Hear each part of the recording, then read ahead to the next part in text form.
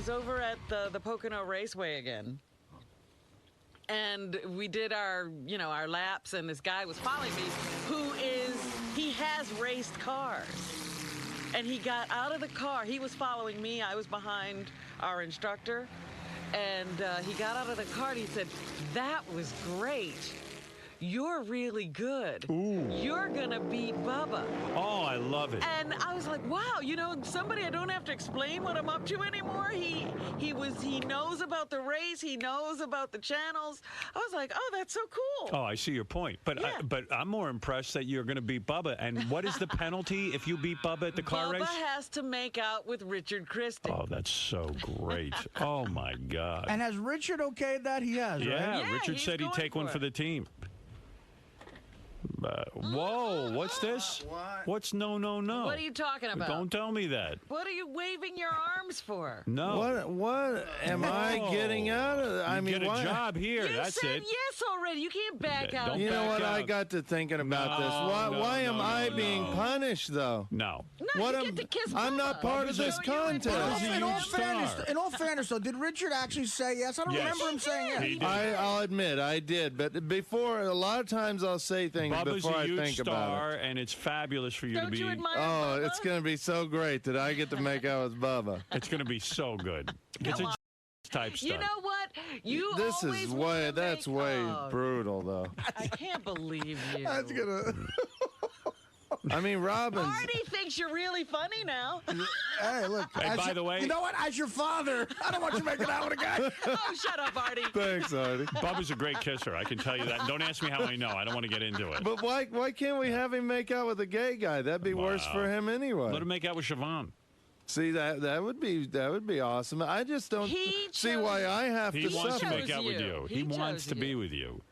Why does he want to be with me? 'Cause I you're don't a gay brush my guy. teeth or anything. That's the point. That's a real That's punishment. why it's a real punishment for losing the race. Go back in your room and realize you have to do it. But I'm being punished. Yeah, you are. Yes, for being the fag that you are. Go ahead. Yeah. Okay. Well, how about this then? How about if Bubba wins? What? Bubba's making out with you if he wins. Right. While he makes out with you, I get to feel your boobs. Get out of All my right, life. well, you got to give him something. No. He's not racing. No, Yeah, but, but he's got to make out with Bubba. No, he's got to make out with Bubba, and Let him touch your titties. He'll have my undying sympathy. Robin, Just one grab over the shirt. No. you got to give him something. No, Yeah, I'm I not gotta giving have- him anything. You're gonna win. I'll give you money. Well, see, I then won't why give am I you- doing this to help All right, you how much out if money you're will not you winning? I'll give you $1,000. You will? Yeah, anything to keep your hands off. All right, I'll do it for that. All right, $1,000. There you go. Now get out of here. Thank you. Robin shelling out money. I don't know anything about racing.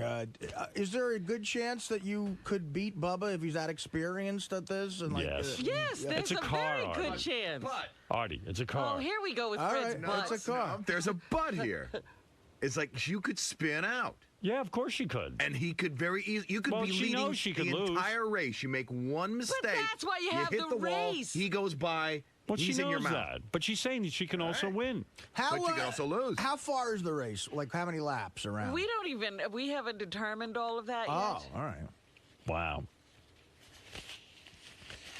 But I got to get to Bubba because I think he's got some things set up for me down in Lakeland, Florida, for me to continue to pursue my training.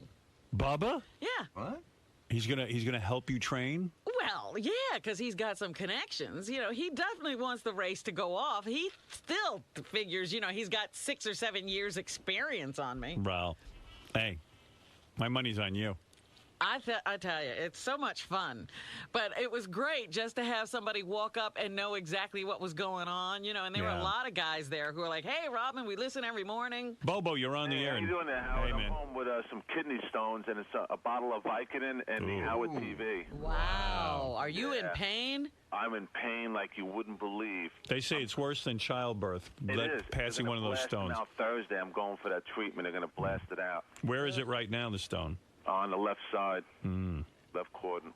Sometimes they actually come out of your penis. I cringe when I hear Ronnie's that. had That's what that. they said. Yeah, they pass the stone. The stone comes pouring out of your penis. Yeah, they're going to put me in this tub. They're going to like a fish tank, and they put me in there, and then they shoot me with this beam or something and knock me out. Yeah. You're And lucky if they can do that. Well, that's sometimes the they way can't even blast them. I know. Really? Yeah, sometimes you just got to pass it, and sometimes they can blast them. It depends on what kind of kidney stone it is. But here's the bottom line on all that shit. Like, they told Ronnie was passing them like crazy, and they're really painful. And they said, you're drinking iced tea and caffeinated products, and don't drink any alcohol. And as soon as he still drinks alcohol, but as soon as he stopped with all the iced teas, he doesn't have it anymore. Caffeine causes it? Yeah. Oh, Christ, I got a boulder lingering in me. How come I've never had one? I drink a lot of green tea, so I'm a health. So I think you have to. It's something with tea, maybe. Hereditary. It probably has It's a lot. also- drink a lot of fish too, like shellfish, and I eat all that stuff. But is shellfish and nut bad too for kidney stones? Supposedly, Well, here's our resident expert. Yeah, Ronnie will tell you. Ron, didn't you have to knock off iced tea? Yeah, anything with caffeine, chocolate. That's why Gary gets him, because Gary's a chocolate fiend. Yeah. Does he get him a lot, Gary? Yeah, He's Gary had gets him. He them, just yeah. doesn't tell you. How could I? Oh, I didn't know how could I about not that. have gotten? Gary had him not too long ago. He was in horrible pain. Oh, I didn't know that. Yeah, He doesn't yeah. tell anybody. Yeah, well, he's been pretty lucky because he passes them right away. Wow. But you remember what I went through, man? It was going through hell. What does the stone? What does the stone look like when it comes out? It looks like the one. If you remember, I brought it up to the studio when I blew it out in the garage downstairs. It looks like you blew it out. You pissed in the garage. Yeah. I was in the garage in the bathroom, and I didn't know it was going to come out. It just blew out, man. And it came out, and it didn't fully come out. It was sticking out, and I had to pull it out. It must be the best feeling in the world when it comes out. I don't know. You see, you don't remember that day, but I had brought it upstairs. I put it in a plastic bag, and it looks like a pistachio. Hey, Ronnie, what do you got? A pee in the strainer? Yeah, you're supposed to. Yeah, you got to pee in a strainer. Yeah. Yeah, Why? but because they want you To catch it. you want to see. Catches the rocks, and then they send it out to get I analyzed. shit Right. strainer. I like to take a look at my Right. booty. But when I blew that one out, Shit in a colander. I curled up in the back of the limo like a baby and went to sleep. It's like I gave birth to a kid. Oh man. Wow. So when The you pain stopped was drinking tea, you haven't had them, right? Well, I went to the urologist and he gave me he gives me these like pills to take, and I drink a lot of water, so it keeps flushing your system out. Yeah. And you're supposed to cut down on no caffeine. Did you do that? Yeah, I don't drink tea anymore. I drink water, anything pretty much like without caffeine. I don't eat a lot of chocolate anymore. See, people forget why we have these painkillers, like heroin. Like, you know who invented heroin? The Bayer Aspirin Company. Because of just for shit like this, like you're just trying to douse people's pain. Right. And you Dude, talk. Let me tell you something. When I first got it, And that's what you need for that. when I first got it, I didn't know what was wrong with me. I didn't know I had it. Yeah. I was in such pain. I was laying on the floor like. You And probably thought you were like having an appendix attack. I didn't know what was wrong. And I went to the hospital, and they put me in the emergency room, and they shot me up with Demerol. Oh, it's the best. And Did that make it better? it didn't. The pain didn't go away, and then they put me on an IV of Demerol. I'm laying in the emergency room, Sheesh. and I'm picking dust off the ceiling. I'm going, look at that piece of dust up there. That's how screwed up I was in the head. Isn't that great? But you still felt it. No, IV then when they put me Demerol. on the IV, I was fine. But I'm telling you, people ask what it's like being on. To me, like the high of heroin or that Demerol, the best way to describe it is every plane should have heroin on it. Because if it looks like you're going down, Just let take everybody it. up, and you know what? It'll be fine. You don't even care. I told you when they were wheeling me into That's how good the high is. when they were wheeling me into the operating room for breast reduction surgery, it suddenly occurred to me as the guy was wheeling me down the hall, this was a crazy thing to do. Right. And I went into a panic attack, and I was climbing out of the stretcher, Oh. and the guy raced down the hall with me as I was climbing out of the stretcher. They went through the doors of the operating room, and the doctor started to say hello, the anesthesiologist, and he realized I was panicking. He started an IV right away and shot Demerol or Demerol's something what they into use, it. yeah. And then I said they could do anything they wanted to me. Wow, that's great. Foha, I didn't know you had kidney stones. I've only had it once. I don't know why Ronnie says I had it a bunch. I had it that one time. Did but you just have it recently where you said you were in real pain and you thought you passed it and you didn't even realize it? I wasn't sure what that was. But Dude, why wouldn't you stop eating chocolate if you have that kind of pain? He chocolate's good. loves chocolate. You would rather have a kidney stone? I've only had it once, and I think I had it once. But just to give you an idea what Ronnie's talking about, he's talking about the one the size of a pistachio. Yeah. I had the one where I went to the hospital at 3 in the morning, and exactly as you said, I was positive it was like a burst appendix. That's how bad the pain was. Oh, so I get myself to the emergency room, and I sit there, and I pee in a strainer. Right. And I pee, and I feel better. completely better. And there's nothing in the strainer. That means that whatever I passed was so microscopic, but it's still that amazing amount of pain. Right? So imagine what Ronnie had. Oh, dude, I was. The other thing is, you start to, I didn't go through this, but I've had friends that go through this, you start to piss blood because imagine a rock, it's a rock scraping against the walls of your urethra. Yeah, and what happens is if you can't pass it, they got to go in and get it. Right. Yeah, that's what they told me. Because if they catch it in time, you can go and they put you in this like a tank, a bath. Right. Like a fish tank. Yeah, and it's like a laser thing, and it kind of like breaks it up. And then you're gonna piss out little pieces. But if they can't do that, then you gotta try and drink tons and tons of water and just blow it out. If you don't blow it out, they go in through your penis with this thing, and they gotta pull it out. Do they knock you out for that? Yeah. Yeah. Oh. And there's a big risk. There's a big risk when they do that. They can damage your penis. Damage it how? Like you could never have a hard on again? Yeah, because they're tearing you open as they're pulling it out. See, the only thing I can why wouldn't you guys stay completely away from anything that could cause a kidney stone? Oh man. The only thing I can compare that to is I got a catheter.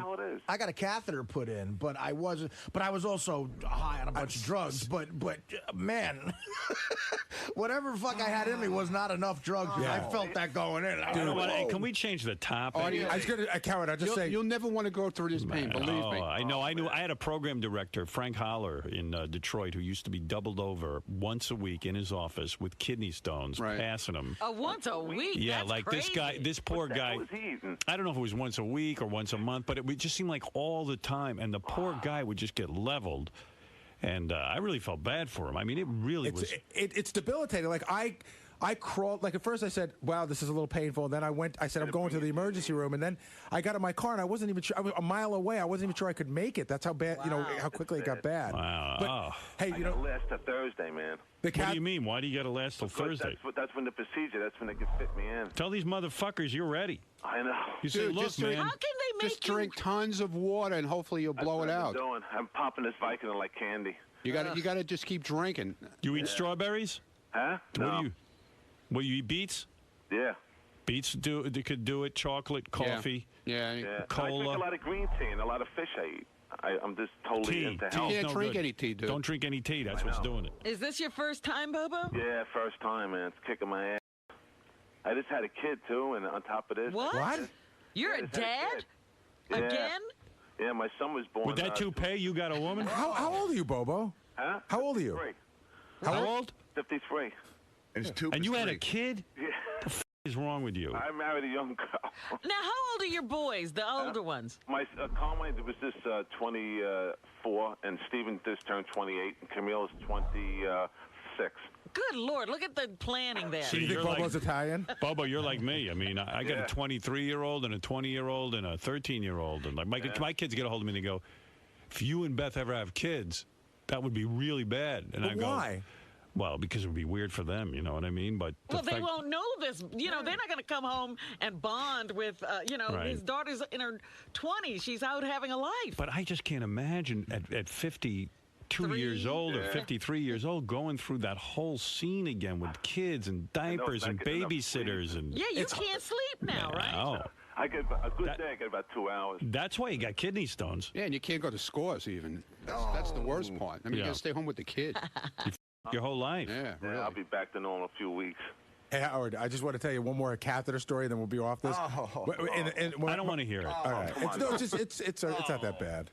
It's not that bad until you tell it. Rob, What do you want? tell me more about these kidney stones. What about?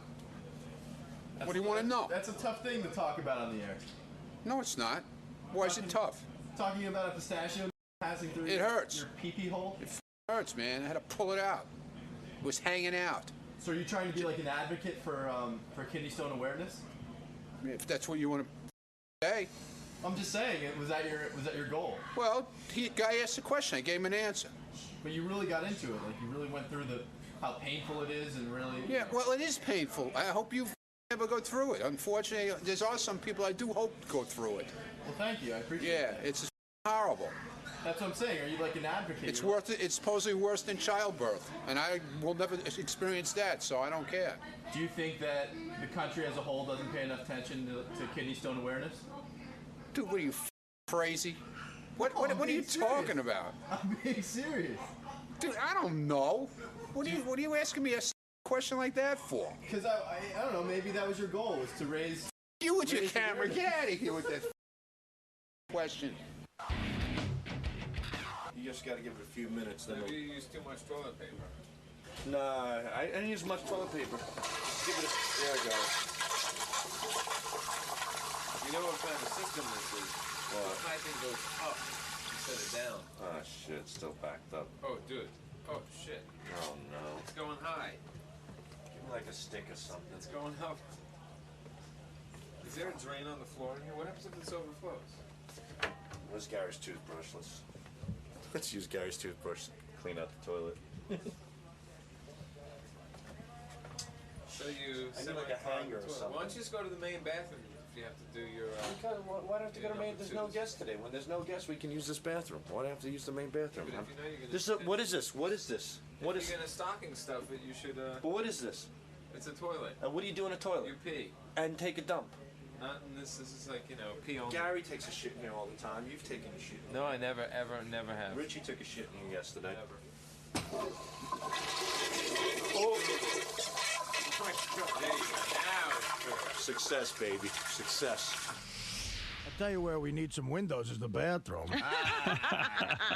Why were you in They're there? coming out with new windows. I went for in that. there, we got the little mini private one back there, but Sal clogged that up. Oh, that's he should. I told he's Sal. gonna use the other Use one. that He's one. not allowed to use that, I told Gary. Sal not to take a number 2 in there, He especially shouldn't. during the show. Son of a- 'Cause Why it's does for- it's he, for during the guests. show, he doesn't have that pressure? He can go to the regular bathroom. I don't It's know. not imperative that he get back. Yeah, it's a quick. Artie and I and whoever's in here need a quick place to Yeah. go. Right, we run in there, and that's what I had to do. I had to run in there. All right, the only people allowed to use You that know- bathroom. And you know what sucks too? Is like there are times I have to go out there and use it, and I know he's in there painting his balls. And I know that's Right. important work, but he could do it in the other. Give me the list.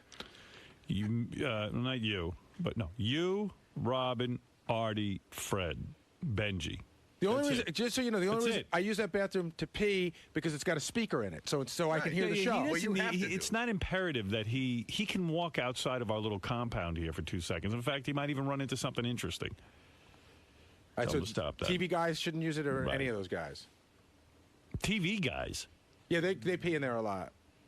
Well, only if it's really necessary. That the guy, if a guy's, directing, like maybe he needs Right. to get right back. Keep it free and keep it unsmelly. It's depressing. We've already got equipment stored in there. I mean, it's ridiculous. There's a You go scale and signs. It's already a fall mess. over that Jägermeister machine. I want the equipment and everything out of there. Okay, there's a Jägermeister. Get it out of there. Okay. Throw it out. Because theoretically, like that's Get it out of there. if Alec Baldwin says to me, "I need to go to the bathroom," that's where I would That's say. right. Yeah. All of that has to get rid of all that, and put a big picture of me in there so that the celebrities can gaze at me. I think there is a picture. Is there? No, there are no pictures. Beautiful, attractive pictures of me. Thank you. No, this is man. You guys don't belong in there. You heard what Howard said. No, he said I gotta listen to the show. You're full of shit. You can go to the bathroom down there. No, Chris Kattan's about to be on the show. I gotta make sure that he gets through okay. Plus, we don't See? want to get stuck talking to Cousin Bercy out in the public bathroom. I gotta go. I can't wait that long either.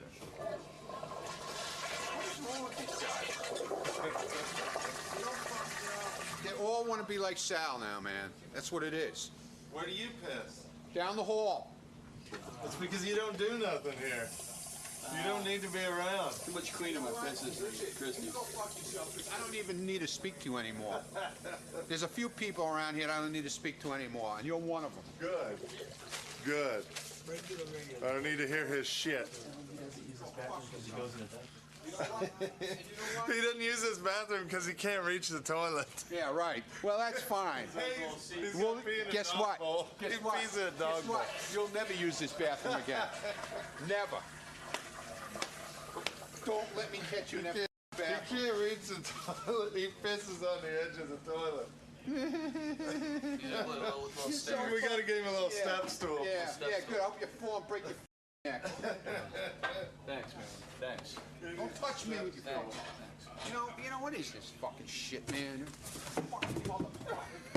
Shit, hang it here. Fuck. Get out of here. Let me just get Lisa Jean here, and then we'll talk to Professor Mark Young, who Robin found. She wants to know who is the most narcissistic on the show. Well, you're always saying you're a narcissist, and they said that celebrities are more narcissistic than the general population, so I wanted to know. Well, the definition of a narcissist is someone with a deep feeling of emptiness and trouble being close to other people, and if that ain't me, I don't know who is. Quite frankly, I've been in therapy for, I think, now 9 years. Is it? Really? No, Yeah, come on, 9 years. And, Get out. And I got to tell you something. It is the main thing we work on. You have been in therapy for 9 years. 9 years. And still no sign of Jeez. progress. That's sad. Yeah. What's the biggest thing you see that you've changed in yourself? I haven't changed the thing. In 9 years? 9 years. No, I've become more in tune with listening to others. Sure. I have. Did you know I'm not I was listening to I you. was ill yesterday? No, but you didn't tell me. I tried to tell you. You cut me right off. Well, Did I really? Yes. Good. I said, oh, my God, I can't wait. We're talking about narcissists tomorrow. What happened, Robin? Because I am a terrible... I came in and I handed you that story about Sirius doing the but I was already in pain and I was limping and... Well, who knew that? And I started to say to you, I am in so much pain. And you go, Gary, what is... Well, let me tell you something. Because I'm in the middle of doing the show. You know the breaks are short, and I've got to get the next thing lined up. But believe me, I could care less. On 60 Minutes, you said you were going to be a better boss and care about the employees. I lied. That was 60 Minutes. I was trying to win over Ed Bradley and the producer. You haven't visited Howard 100 News? No, I have no interest in visiting. Well, then you That's haven't because changed. you got to understand something. Yes? Visiting Howard 100 News is irrelevant to me. What? I know you guys are doing a good job. You're one less headache for me. If I have to visit If you, he's then... visiting, it's a bad thing. Yeah, watch out. Really? Yeah. To me, it's a sign of love that I don't visit. You should consider that a pat on the back. I'm crazy. If I'm not the biggest narcissist in this group, I'll be All very right, surprised. who have you visited lately? Visited? Visited? Like, who have you said it's a bad thing if you go and see someone? No, you're not understanding. I don't think about other people. As far as I'm concerned, other people What don't people? exist. Like, it's almost like you're all interchangeable, okay? There, now you know what my problem is. Right. I talk in therapy how Artie's healthier than me, and he's a heroin addict. You said I'm healthier? Oh, I than was you? talking about how you like talked about Dana and how that. you miss her, and I was like, And wow. how you couldn't date. I bet you that had a big impact on you. You were really shocked I was by like, that. Artie's so together. And my psychiatrist going, isn't that the heroin addict? I go, he's so much more together than me. You're not as together as a heroin addict. You really think that you consider people interchangeable in Yes. your life? Yeah. I don't believe that. I don't believe that. Believe it. I mean, all right. I've got emotional problems. Don't get hurt by it, Artie. No. Now, I'm not according hurt to by it. the guy, I don't think you're being truthful. according to the guy we're going to speak to, Professor Mark Young, he claims that most of this severe narcissism comes from a traumatic experience before you were like 2 years old. But I don't know of such an experience. Well, you wouldn't, would you? No. How would you remember it unless... Even my psychiatrist always says to me, like every couple of sessions, now I know why. He always says, you sure nothing really bad happened to you? All right, here's a guy named Professor Mark Young. He's going to tell us who the biggest narcissist is. And in case you're not familiar with that term, that's the person with the most, on this show anyway, with the biggest personality disorder. It's where you only think of yourself and no one else. Ugh. Right? Would that be an accurate description, Professor? Professor? Exactly right, Howard. Yeah. How old a dude are you? Me, I'm 50. Oh, you're 50. You sound like a young guy. Trying to show interest in him, Yeah. Trying to reach out. See, I'm like you. I could tell I'm a narcissist already as well. I don't think this won't be surprising to me. We all have narcissistic tendencies. The question is, who on the show is the biggest narcissist? Now, how do you want to do this, Professor? You gave us an exam to fill out, right? I did, and Howard, if I could just give you just a small amount of background on this so it'll make a little bit more sense to everybody. Okay. Basically, I teach a graduate course at the Marshall School of Business at USC on entertainment management, and I was trying to get some class notes together on the celebrity personality so that, we could discuss how to better manage talent in the industry. And you know what? I couldn't find anything at all that was really kind of a systematic study of who celebrities are, what their personality characteristics are. And so I teamed up with Drew Pinsky, Dr. Drew, who's a friend of mine, and we decided to try to collect data from a pretty large sample of celebrities who appeared on his show called Loveline.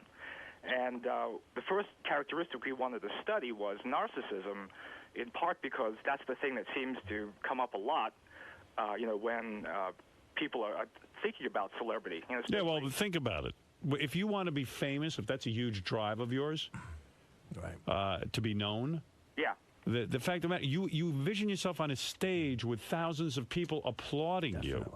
Right. I mean, what kind of drive do you have to have? NYU of all people. Yeah, like who the f are you? Yeah. Well, I tell us other comedians too. I mean, just the thought. I mean, think about just the thought of wanting to get into comedy. You think you're funny, which is like a very. Which is that's really giving yourself a big pat on the back. Absolutely. But I believe all narcissists have low self-esteem. Well, I think that's true, but see, the question is, what is it that drives some people to seek fame as a motivating device versus other things like, competition or revenge or fear?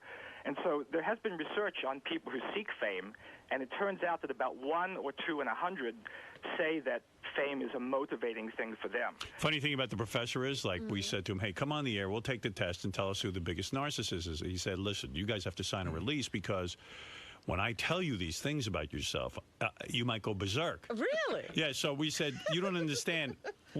We'd probably be proud if we were the biggest narcissist. You're getting the opposite reaction on this show. Don't worry about that. Don't worry about it. No need to sign any papers, bro. Nobody will be upset. He's afraid we would jump out the window if we heard we were a big narcissist. That would only make us more happy because we're such narcissists. Well, Howard, actually, I've been a fan of the show for a long time, so I kind of know how you guys work. But, that was just kind of the social scientist in me, kind of protecting myself. But don't worry about it. We take full responsibility for our reaction to what you're going to tell us. All right, let's cut to the good stuff, Professor. Okay. Forget all the explanations. Sure.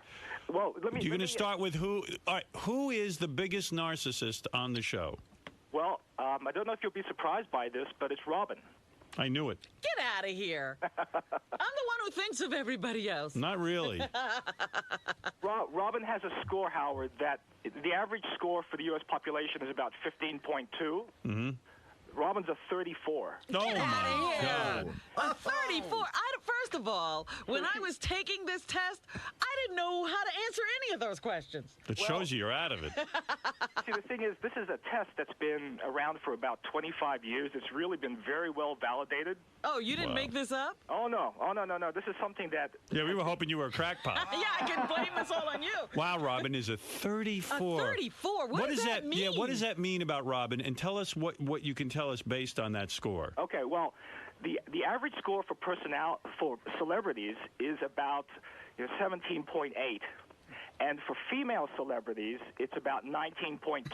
Mm-hmm. Okay, that's the average. Right. So Robin's score puts her about 2 standard deviations above the average person on the street. So tell us about Robin now. Yeah, but what does that say about me? Okay, well, let me break it down. The test is broken down into a number of components, 7 different components of narcissism, including things like authority, superiority, exhibitionism, exploitiveness, vanity, entitlement. And Robin scores, out of 8 points on authority, she scores an 8 out of 8. What does that mean? What does that mean? It means that she has a very high sense of being in control, in charge. Mm-hmm. She scores a 4 out of 4 on feelings of superiority. Wow. Oh, stop it. Wow. That's ridiculous. Let's hear more. She scores a 5 out of 5 on exploitativeness. Wow. What does that mean? Well, that can't be good. That means that there might be situations, Robin, in which you are going to exploit situations or people. And by the way, she had horrible experiences as a young child. Right. And Howard, you mentioned this before, but there are several theories of why narcissism develops. But one of them really is probably the most popular one, is that narcissism evolves in children before the age of 2. Wow. And the reason is because of feelings of neglect. By 18 months, kids are beginning to try to figure out the world. They're not just simply attached to their mother anymore. And if the mother doesn't understand that the child is seeking to understand the world and ignores their needs, basically is cruel to them in some kind of way, then they will grow up with feelings of low self-esteem. Wow, Robin, I'm so sorry for you. Oh, God, I feel fine. I And don't it's seem true. to have any problem. Whoa, no. Does this explain why she can't really commit to a relationship with Mr. X? Well, Howard, in other words, they can't live together. They see each other only on the weekend. It's all on Robin's terms. Well, let me say this, that, Wow. It's all on Robin's terms. It is. We really didn't study the disorder, which means, This is not a disorder if I have it. No. It's good. Is there anything good about this for Robin? Yeah, can you say anything positive? Well, let me say this. Remember, we didn't study the disorder, which means you have to be in therapy for a long time. We studied the traits of narcissism. Right. So I think the key thing here is that it just doesn't mean that Robin is a bad person, per But se. is it safe to be around her? Of course. And is it safe to be in a relationship with her? Well, now that may be something that may be slightly different in the sense that if it's true that Robin has fears about relationships caused by early childhood experiences, then that's something that has to be overcome before she will be in a successful relationship. How would you suggest us nice or normal people protect ourselves around Nice Robin? or normal? We haven't found out what your scores are. Well, it sounds to me like you're off the chart. Who knew we were around a 34? Yeah, I mean, wow. She's a prodigy. Your score matches your breast size. Oh, stop it. Well, Howard, let me tell you who the other people are who are high. Okay, go ahead. Benji is a 26. I believe that. Yeah. Richard is a 24. Okay. See, I see it in them. Yeah, me too. John is a 22. John Hine? Yeah. Well, ever since he No, became a stop millionaire. it. Go ahead, who else? Well, guess what Artie is? What? A 17. So he's normal. He's pretty normal. But Howard, I have a feeling the therapy may have worked because you are a 15. Right. Which It is He working. cheated. It's cheated lower on than the average person in the average population. Wow. Let that me shows tell you real something. progress. No, I think that you must have switched our tests. You see what I mean? I'm telling you, therapy helped me because when I was reading that, I realized I am way more together than all of you, and that's what the test indicates. How dare you? Hey, like I said, you're the one who found this guy. yesterday- You found the professor. Yesterday, You I should have tried gotten Robin to tell sign a him- release. I tried to tell him that I wasn't feeling well. He could have cared less. Well, hey, I was doing a show. The show What, comes you want me first. to call you later? Well, you have to tell me you're not feeling well. Then you'll see if I care. You can't have me I couldn't guess. even get to it. Because we're in the middle of a show. Oh, stop And I have 2 it. minutes to prepare. Everybody else looked at me and went, Robin, what's wrong with you? Did you say that yesterday? Hey, Robin, the score is the score, and you found this guy. I think that this was, something happened here. Well, Let me Howard, take the test again. So, Professor, I'm the most normal. Well, actually, there are people below you, like Fred is an 11, Gary's an 11, Ralph is a 12, and Sal is a 14. Ralph? Yeah. Wow. So, but here's the thing, Howard. I mean, I guess one interpretation of your score would be that perhaps you are not what your radio persona makes you out to be. Exactly. And not only that, I'm incredibly intuitive and know how to answer these things. That's what I was going to say. He took the test like an expert. That's He what I knows. mean. Isn't this an exact science where you would... Well, because of obviously therapy... you're going to answer what, Because of therapy, I knew what to answer. See? And you probably scored 100. No, I won. If you you lose. actually took the test. You're crazy. I'm not. You're 100. All right, Professor, you've earned your money today. Mark Young, man. professor at the Marshall School of I'm Business. taking that. Is it like the SATs? Can I take it again? No chance. The University of Southern California is where you're at. And, Mark, you seem to know what you're doing, and I'm proud of you. Thank you very much, Howard. Yes, for What making me look ridiculous. Mark, what was your score on the test? I haven't taken it. Because you know it's full of shit, or because... Just to try and be objective about things. Right. Okay, good enough, Mark. You're a right-on kind of guy. Thank you very much, Howard. Thank you. Take care, everyone. Now I'm going to have to live this down. Well, you're mentally ill. That doesn't say I'm mentally ill. It just You says I got- have tendencies toward narcissism. Tendencies. You wrote the book on it. They got your picture in the encyclopedia next to it. P. Diddy's only a 25. Oh, Yeah. jeez. Wow. Well, good for you, Robin. I excel at something. You d- right. You're a very big narcissist. For all of you people who think I haven't accomplished anything. I was not surprised by that result. What? That's right. You immediately said, I'm the biggest narcissist in the room, which I think makes you the biggest narcissist. Right. I'm actually disappointed I'm not the biggest narcissist. Robin, I don't know how that happened because I'm telling you, looking at that test, I was like, I don't feel either of these things. So I was like, just choosing one. Ralphie boy, you're on the air. Hey now. Hey now. Hey, you know what even makes that worse for Robin is when you were taking that test, it was so clearly obvious that, I mean, the questions were like, would the world be a better place if you ruled it? I mean, who would answer yes to that? I never answered yes to well, that. it was questions like that. I mean, get the questions, man. It was so obvious. Well, you have to answer honestly. Yeah. I was trying to be honest, but like Right. I said, I didn't feel either of the things. I think the funny thing about this whole thing was that this whole thing of taking the test was Robin's idea. Yeah. Because I'm sure she thought you were going to be the narcissist. Yeah, of course. Right. And he is. And I'm not. I think Robin's assistant, Carrie, this is great for her resume that she worked for 34. It's completely narcissistic to even want to take the test. Right. And you know what else is nice about this? I know I can trust Gary and Fred the most because you see, I like that they're not narcissists. They're feeling, thinking, caring people, Robin. Really? You've taught me a lot with this test. Thank you for making me take it. You think. Never mind. I don't even want to get into it. And what was my score, an 11 or a 12? Fighting with each other. The 34 is about to attack us. By the way, number 8 on diagnostic criteria for narcissistic personality is often envious of others and believes that others are envious of him or her. Well, I don't have You're that envious of problem. our scores.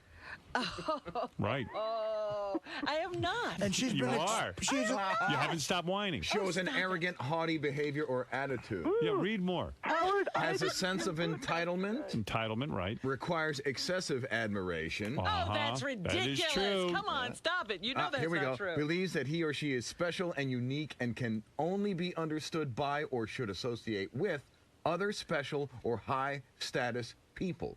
or That's institutions. true, Robin. You know that's not true. It's so true. I associate with you, 12.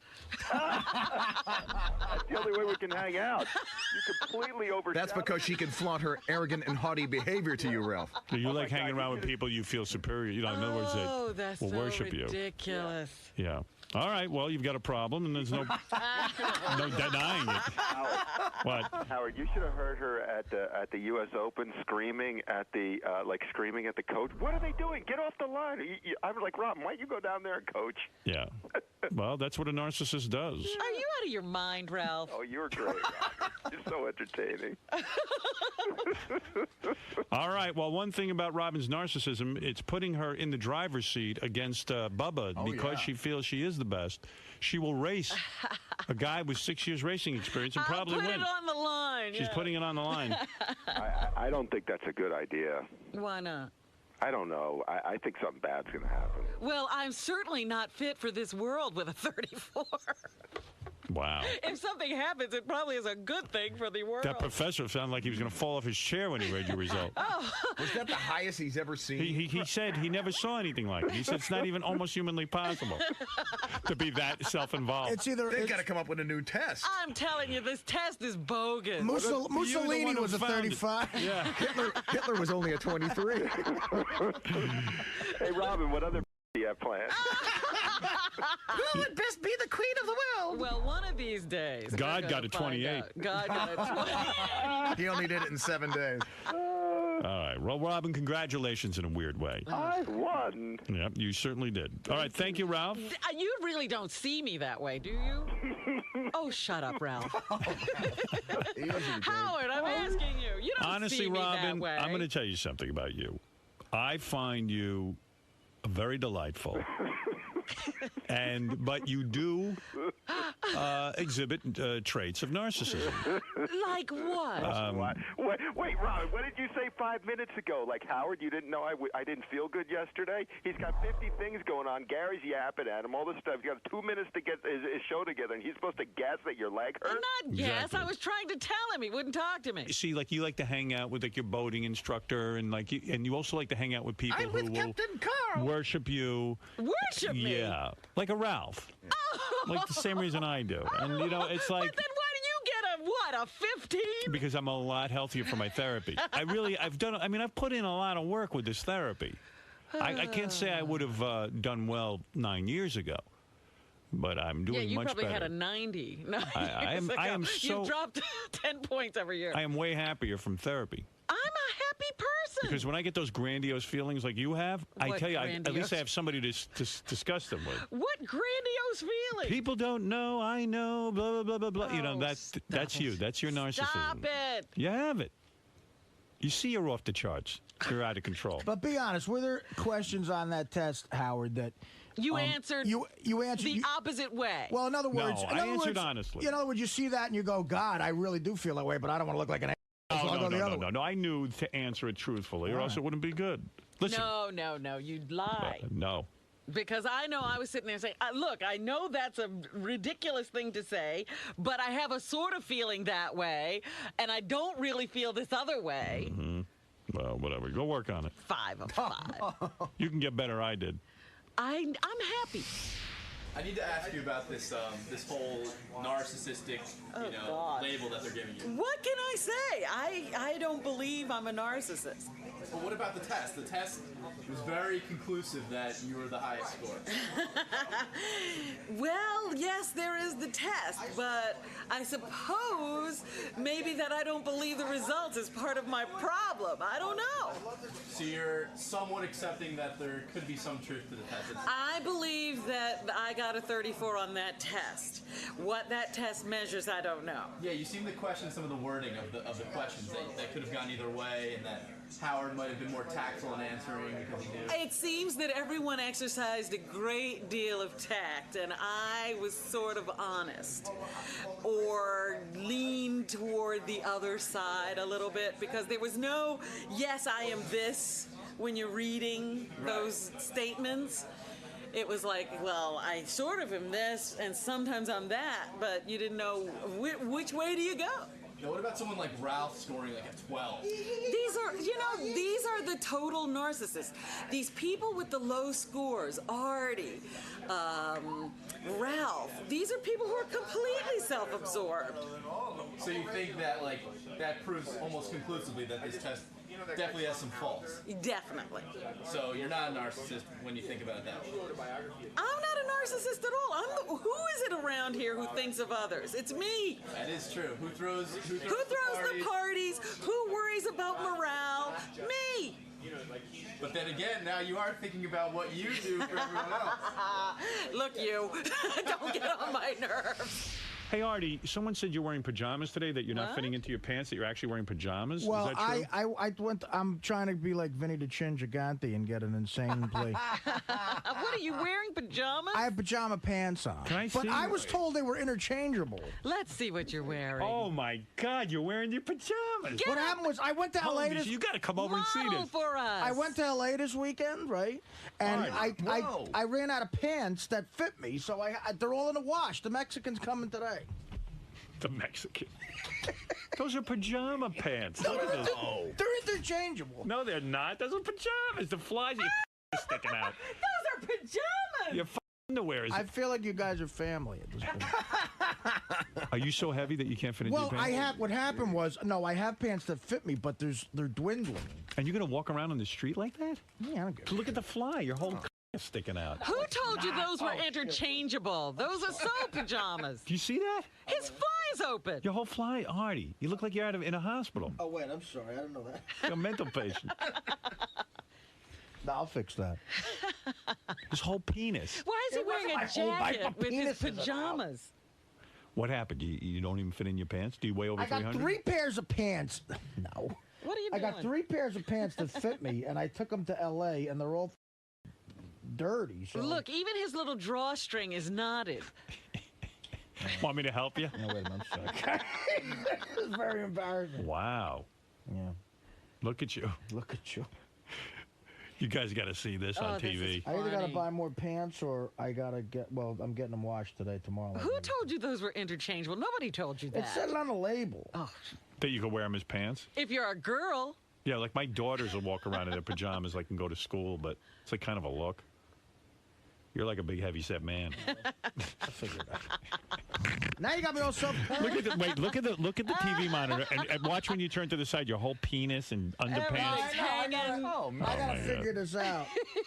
They're interchangeable. The Mexican will be done by one. Read the label. It says interchangeable if insane.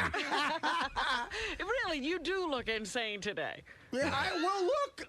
Yeah, Ralph. Oh my God! Quickly, can you get a picture of that on the website? Yeah, all right. Hey, Jason, come in here. Yeah, you gotta get a picture. Artie, get it from the front and the side. All right, you got to see with the underpants all coming through. Artie, you're such a mess. That's coming from Ralph. I really am. I really am a mess. I might not leave the house, but when I do, I put on pants. Wait, you don't pick them up, man. Let people see your underwear sticking out. Look at his underwear sticking out. Get over there, Jason. Look at that, his whole leg and his balls. Don't go near my balls, Jason. Hey, Artie, how many pairs of pants do you have that you ran out? What do you mean? He doesn't fit You said you ran out, so we have one pair, two pairs? No, I'll wear them tomorrow. I have 3 pairs that I fit in, like I could deal with. Are they jeans or are they stretch pants, like sweatpants? Or sweatpants. 2 are jeans and 1 is those cargo type things. You got a couple of bucks. Why don't you get like 10 pair? No, I know. I just don't fucking ever go shopping. It's a pain in the ass I don't to go go shopping shopping for shit ever. Yeah, Ralph, why don't you go shopping for it? I give you like $20 or something. What do you charge? Okay. What do you charge to buy me a pair of pants? A little bit more, but we can work something out. All right. All right, Ralphie, thank you. Dude, get out of that bathroom. I'm washing my hands. No, get out of that bathroom. You know you don't belong in there. You know, see what I mean about you? It's all about you. You couldn't wash your hands in there? I wasn't in, no. If Howard plays a clip, I got a lot of the time. So if I'm washing my hands, I don't want to waste. Now you're making excuses. Oh yeah, your friend just pulled the same shit. Who did? Oh please, you know you two are like 2 motherfucking clowns. Get the fuck out of here. Fucking. Hey, Sal's using the bathroom again. I told him he's not to use the studio bathroom. What is going on? There's a mutiny going on here. Yeah. Gary, get on that, will you? Sometimes I feel like President. What? I just washed my hands. Don't use the bathroom, I said. just wash my hands. No. Go to the main bathroom. But do you know how I log the times for the clips? You know what you make me feel like? That's a bad excuse, Sal, and I'll tell you why, because they just came and talked to me about it. Jason and you back each other up on that, so if you go to the bathroom, when you come back, you check with Jason if anything rang, and then you could log the time. All right. Sal, you make me feel like President Bush and you're North Korea. All right. You get mad, but I told him. Sal thought he could take a crap in there today because we didn't have any celebrity guests, but I told him not to do that several times. Yeah, we want to keep that bathroom free and clear of smell. No, I don't. And Gary takes a shit in there all the time, and he stinks it up like crazy. You can't even walk past the hallway when Gary's in there taking a shit. I don't take a crap in there all the time, and I'm higher up on the food chain than you, and I don't do it during the show. I do it like after 2 o'clock in the afternoon. End of sentence. All right. When you're high up on the food chain here, you get to shit in different places. I'm fine with it. I can definitely deal with that. See what Howard's saying? By you taking a crap in there, that's like running nuclear tests. Right. You know, so you're defying my... Yeah, now he's doing it on purpose now. He's defying your order. I am not. I just washed my hands. Here's the No, you don't belong in there, and you know you don't belong in there. You were told a long time ago not to go in there with your newspaper and sit there and crap. Yeah, you know what? Really, it's too close to the TV room. Reading material was being added to the place. Well, then they should change it to a urinal instead of a toilet. No, you just don't use it. Okay. Go into the main bathroom. All right, fine. Anything else? You know. Me? Wash the fucking windows. I'm allowed to shit in here. Okay? Right, you have your own No, I don't bathroom. even mean in the bathroom. I mean on the floor. He doesn't, but he could. Okay, fine. And I can't even wash my hands in there. I can't keep clean. It's all about you all the time. Everything's all about you. Yeah. Bring some handy wipes if you need to sit at your desk and wash your hands. Okay. Right. Thank you. Don't shit with the guys from the channel. Evidently, anytime someone takes a dump in there, it's really hard for the TV guys. Absolutely. It's right outside their studio. They've complained about Robin being in there, and I said, well, Robin's allowed. I've never taken a crap in there. No? They claim you have. They're full of crap. Are they? They're full of junk because I would go outside to do that. I don't foul the place. I know it's for guests. Right. I'm not an asshole. But you're allowed to take a shit in there if you want. I don't want to take a shit in there. I don't want them smelling me. I've taken one. They claim they smelled you in there. I've only peed, so that's what they're smelling. Maybe you had asparagus. I had nasty pee. I've taken one shit in the 10 months we've been here. I've taken one shit in there, and oh, did I get comfortable. I read all the box scores. Gary supposedly has a magazine drawer in there. Oh, yeah? War and Peace, page 1. Which is locked, which I almost never use. And you know what? For the one time that I want to use a magazine, I don't want Sal's crap-riddled hands all over it. And if I come out of there after someone else's shit, don't blame me for it. This is a good example. You did it. The guys in TV were blaming Robin. I got very upset. This is a good example. If you notice behind Gary, Sam Simon's here. What if Sam has to shit? Well, my point is, if nobody's shitting in there, nobody will get blamed for other people's Why shit. is everyone shitting at work? That's what I want to know.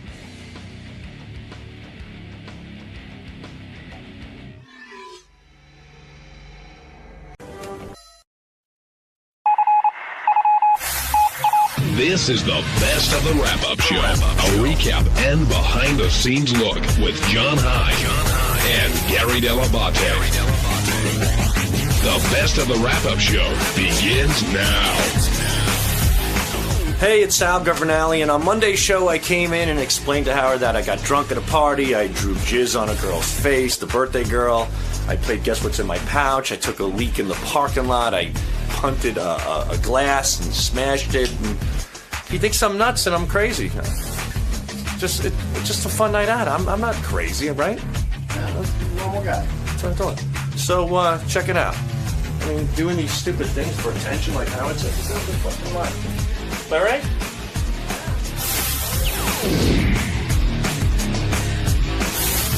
Sal has done it once again. Now, when he told you this story, I mean, and Sal, we're going to ask you about it, but Sal doesn't realize what went wrong for a little while. Part of him does, but in some ways, is he asking you to affirm what he did wrong or to point out what he did wrong? I think sometimes he comes to me on that count. Like, I know he comes to me because he knows he wants to talk about it on the air, and he's willing to talk about it on the air, so he comes to me. But I think also there's a level where Sal sees me as, in some odd way, the voice of reason, and he does sometimes bounce stuff off me. Like when you said to me today, you told me the whole story, and then you told me the story about your wife, giving you the brush off during sex, and you go, do you think that she was mad at me? I was like, how you could not see that is shocking to me.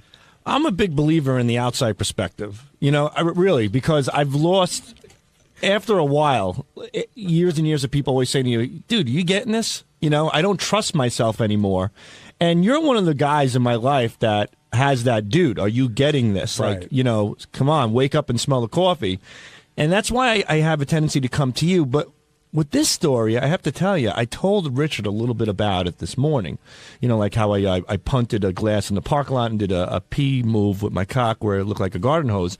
And Richard goes, you got to tell Gary. And I'm like, I don't know if I want to. And he's like, why? I go, because I know where it's going to go. I know that Howard is just, that it gets painful after a while. Right. When Howard said, I could tell for you, Howard said to you this morning, Sal, can I tell you a little bit about yourself? And you go, no, that's too painful. Yeah. I didn't even realize I said that because that really, it hurts to hear those things about yourself. Well, Howard did say that in some way you need to be the center of attention. I know, and that makes me cringe because it's douchey, you know what I mean? That's just a douchey thing. But you keep going back. I don't know that that's it, but that you keep going back there to that center of attention thing. But I try not to. I'm really working. You're trying to lay low at those parties. Like, what's that? You're trying to lay low. I mean, you know what? The thing is, I really was, but I was on a mission before I got there. I said, tonight's hard alcohol, and I haven't done that in a while. I'm not doing beer. I'm not eating hard alcohol, and I just wanted to get to a happy zone and just be loose. And I didn't know it was going to take me to fucking, oh my God, to the chambers of hell. What did you think was going to happen? I thought I just would get drunk and have a good time. I didn't know I'd get to a point where I'm insulting everybody at the party. Like that's the worst thing. And my wife goes, where does that stuff come from? She goes, that's buried deep down inside you. I go, it really isn't. I'm not a hateful person. She goes, no, you have a lot of issues because you go right to the things that people are thinking and you magnify them and make them so much worse. You make people feel like shit. And I'm like, that is the last thing I want to do. I tend to agree with your wife because the way I don't even know the people that you were talking about, but the way you were describing it, like you even said, I started roasting these people, and I don't even know why. It wasn't like they asked for a roast. And it does sound like some of this stuff isn't necessarily even funny. Right. It's just mean-spirited. they say that like alcohol is truth serum. I think that's bullshit. I think that some people use that as a crutch. Right. But it did seem to give you the license to say whatever you wanted, and there are some pretty hurtful things. You know what I think? I think because of the whole no governor governales you call me. Right. I've been doing so well with therapy as the no governor, with putting the cap on the governor, that I think subconsciously this drinking gave me. You have to let it out. You know how you have to let a dog run once in a while? You can't keep it in the apartment all day, and you finally let it go. Maybe I think I drank because it would allow me to take the governor. Just not have the governor. Well, it's an excuse. Yeah, maybe it was, but that wasn't my intention. I didn't want to go there and tell a girl that she looks like she has a dead poodle on her head, and she doesn't. She's a beautiful person. Well, can I just say the other thing that Sal came out of there, and sometimes when Sal's trying to defend himself, he came out of the studio and he now starts stroking the TV camera, and sometimes when Sal's trying to either explain himself or defend himself, he'll pick an odd way to go, and then he just starts to roll. And he goes with it. Then it's more and more ridiculous, but he keeps rolling with it. So I'm sitting in my office, and I hear him talking, and Sal's doing this whole rap about, listen, these 40th birthday parties, it's a lot of bullshit. True. People come. They don't even really like the person that's there. Everybody pretends to like them. But I like them. So, okay, but I walked out. I said, Sal, I got to tell you, say that's true, right? And you may be right.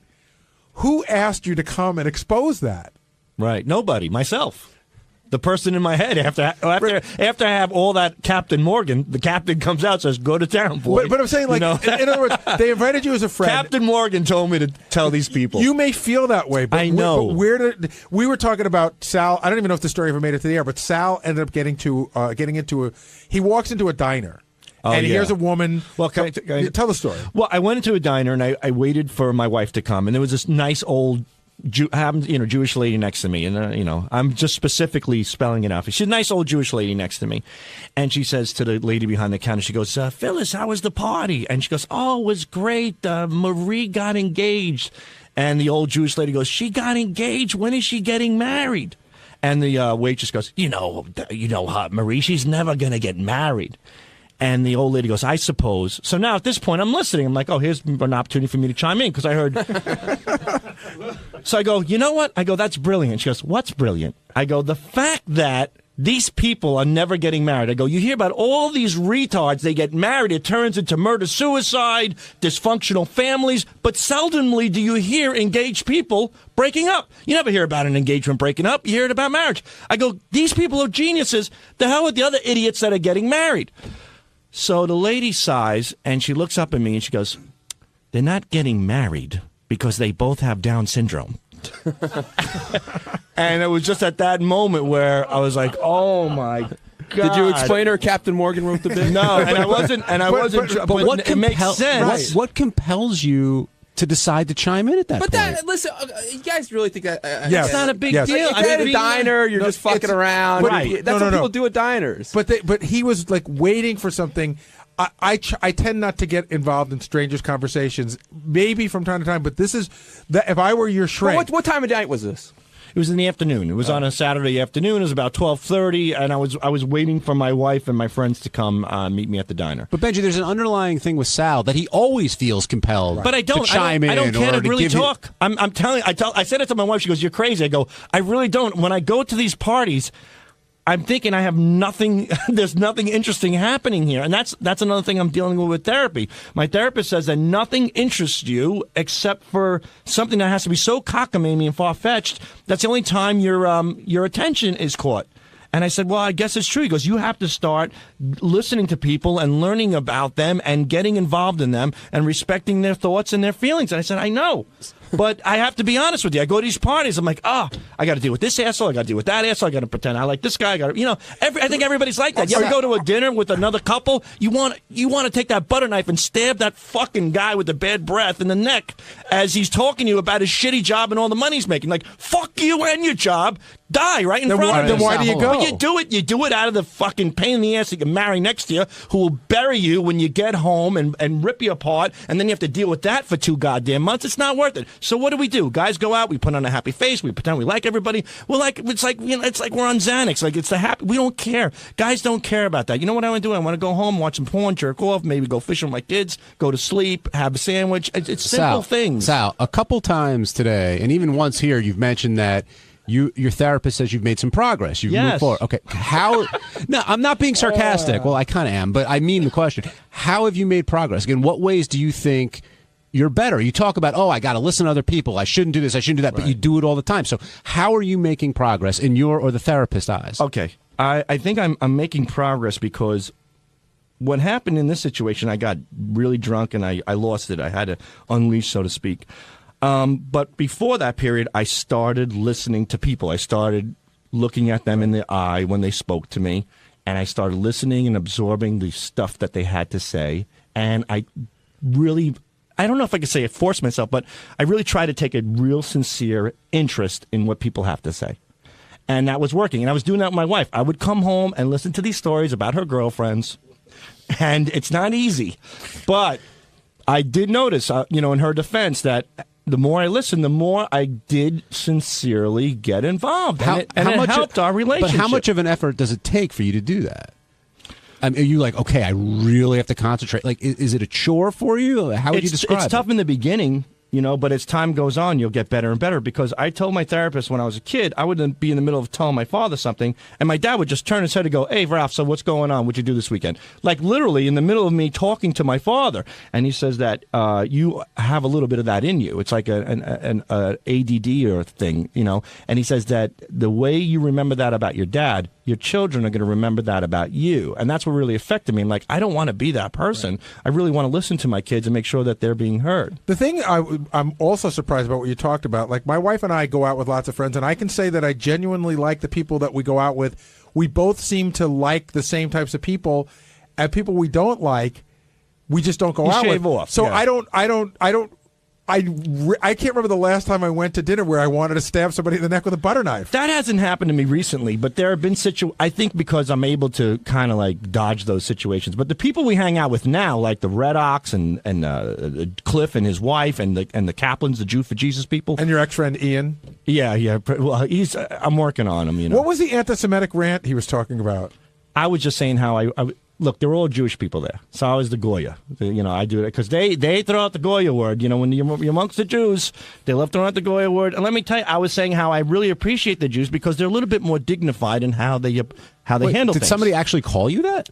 Oh, yeah, of course. What did they say? My Jew friends. They said you look like a pinto bean. No, like my friend Allison, she calls me the Goya, and then she gets mad when I say it back. She says, I said I'm saying it wrong. It's like Goyam or something. Yeah. Yes. She corrects me. She goes, it's not Goya, you're a bean, whatever. And she never said bean. She goes, it's Goyam, get it right, because she always throws that word around. And she's not racist or whatever, And I'm just sitting down, I go, hanging out with you Jewish people, I've learned a lot. I've learned that you're very, they're smart about how they handle things. I go, you do your drugs just like the minorities.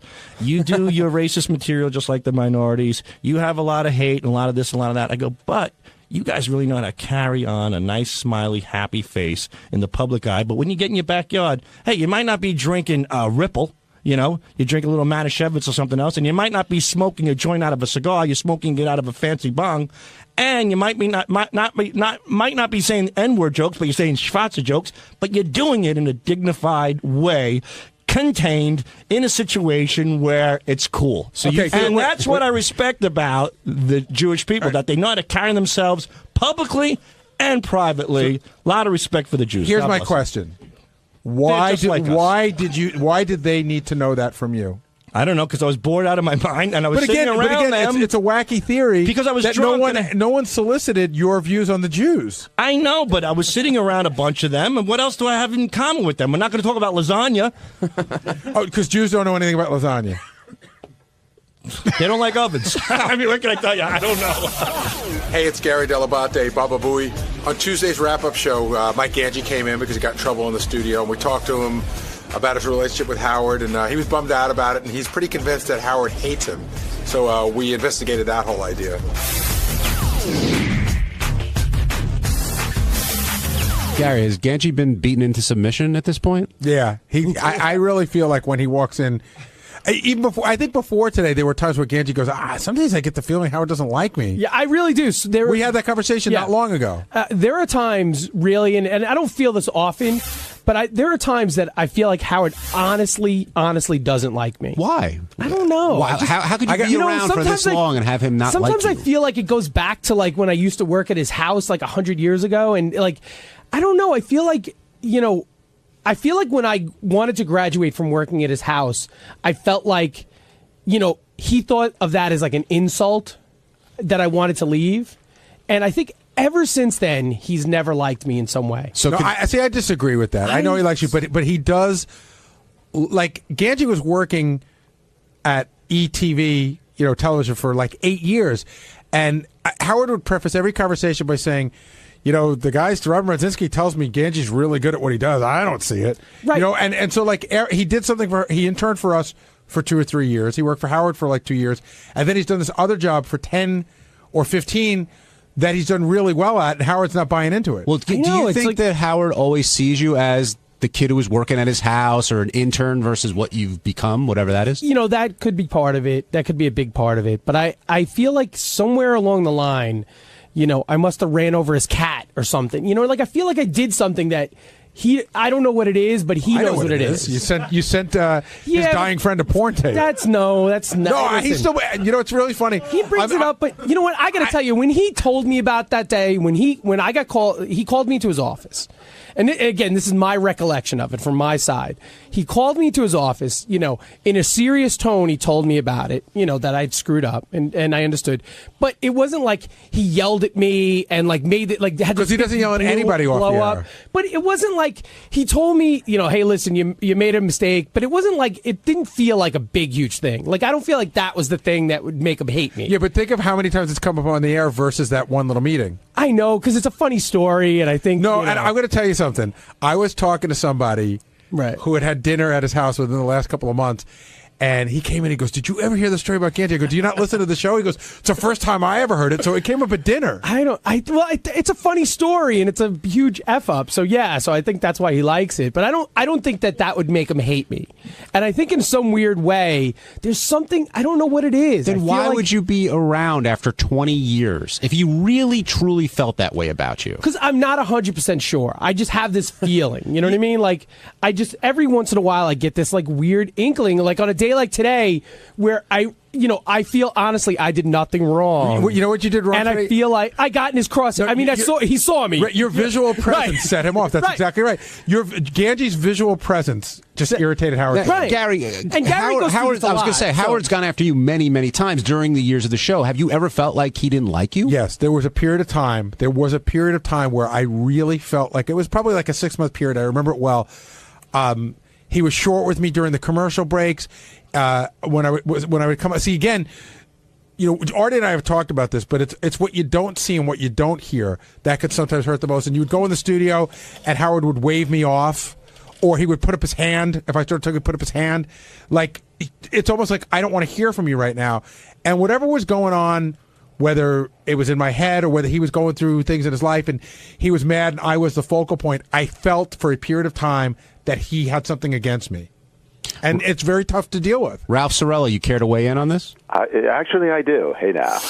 And I have, let me make this clear, I have no personal information from being friends with Howard. It's never come up. But I feel exactly the way Ganji does. I feel like he's kind of, I don't know, had it in for him, or not like he's out to get him. And, of course he wouldn't be fired, but there's some sort of dislike or something, some core kind of thing that he doesn't like about Ganji. And I always thought Ganji was like, and this is years and years ago, I mean, like, Ganji always seemed to me like a hard worker and really didn't get caught up in the whole, especially when it was bad years ago. The show was like everybody was turning everybody in, and you couldn't, like, cough in the wrong direction without being fucking, thrown to the wolves. And Ganji was never like that, and I always respected that, and I never got, I don't know, I never got why. And I never used, like, the show for my own betterment. Yeah, like, Ganji's always been a stand-up guy, and I don't know where that, like, there's some sort of resentment towards Ganji, and I could be, but I get that vibe. So that's all I'm saying. Yeah, and I mean that's the thing. I get it too sometimes. You know, I mean, which is weird. there's people way ahead of Ganji who should be disliked. Yeah, I understand why Howard was annoyed that what happened this morning. No, but that's not. I'm talking about years and years, like Ganji said. Right, I feel like there's an underlying thing there. But was there like how long? Because when I started, I didn't feel that. I don't know. I felt like it's always been there in some weird way. I kind of think what Ganji was saying, like that he was at the house and like, well, what is Ganji working at the PV thing, not taking him seriously, and Ganji worked hard over there and proved himself and never really proved himself to Howard. Maybe I don't know. I just there was I think there was something there between the house and aren't there only I can only think of two people that don't probably have that feeling that Howard dislikes them. Who are they? Way. I would say John Hein and Robin. I would think everyone else. You think Robin and I are the only people who feel that Howard likes them and is not thinking that he may not like them? Yeah, well, I feel that way. What about JD? I mean, I don't think JD feels that way. I don't feel that way. I think there's a lot of people who don't feel that way. No. I think what Benji's saying that we're the people.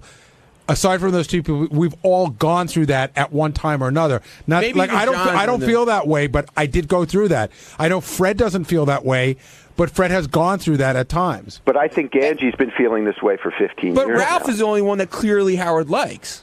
I mean, because he's his personal friend. So that's not. I'm saying clearly he chooses to spend time with you. I feel Howard hates me sometimes. Well, you just said you didn't feel that way. No, but sometimes I'm saying Ganji. I think Ganji's had this feeling for a long time now. Now, Ganji, since you have had this feeling for a very long time, you've known Howard 20 years. You work with.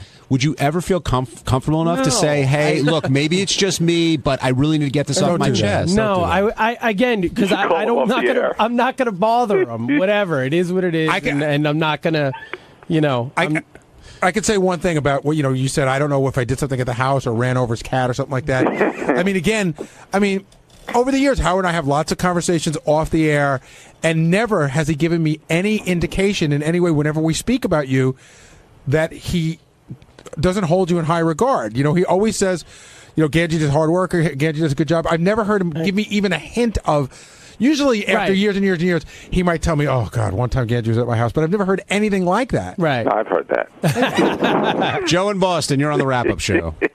Hey, Ganji, I was going to say that maybe Howard sees you as an easy target, but now that I'm thinking about it, and now that there's comparisons to John Hein, and maybe Howard just doesn't like unprofessionalism, because that's what he rags on the most. Whenever you do something unprofessional, to my knowledge, John, since he joined the show, hasn't done anything or put himself out there that has come across as unprofessional, and maybe that's why he doesn't get the flack that you get. What do you think? And I can understand that if that was really the case. If my worst offense is that I post I'm going bike riding on Facebook, really, is that unprofessional?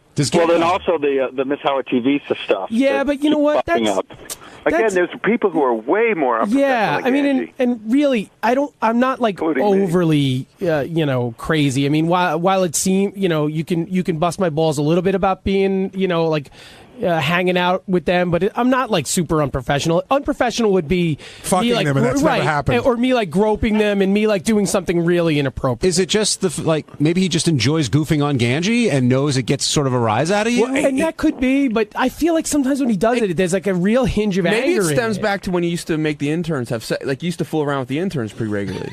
That could be where it stems. He didn't make that's called rape. Yeah, I didn't make anybody do anything. Well, you strongly suggested that they. No, I do. No. Do you think it comes from? I remember years ago he used to goof on you, like how you grew up with like a rich family. Maybe. Maybe that's what he. Maybe I don't know. He goes to that a lot. Yeah, and again, but not anymore. Not lately. Yeah. He hasn't gone to that lately. Now, Gary, you've gotten past this, obviously. Yeah. What can Ganji do? Well, Howard stopped breaking my balls in that respect, or at least I stopped feeling that way. Do you know what I mean? My feeling had less to do with the on-air stuff and more with the off-air stuff, or stuff the way, and then that just sort of stopped. And then I was like, any relationship of any kind has peaks and valleys. So maybe I was irritating him, or maybe it was all in my mind, but it just went away. Is your situation where there are peaks and valleys, or do you feel like you've been in a valley for a long time? I feel like I've been in a valley for a long time. Yeah, exactly. So on Wednesday's wrap-up show, we talked about how I dyed Gary's beard.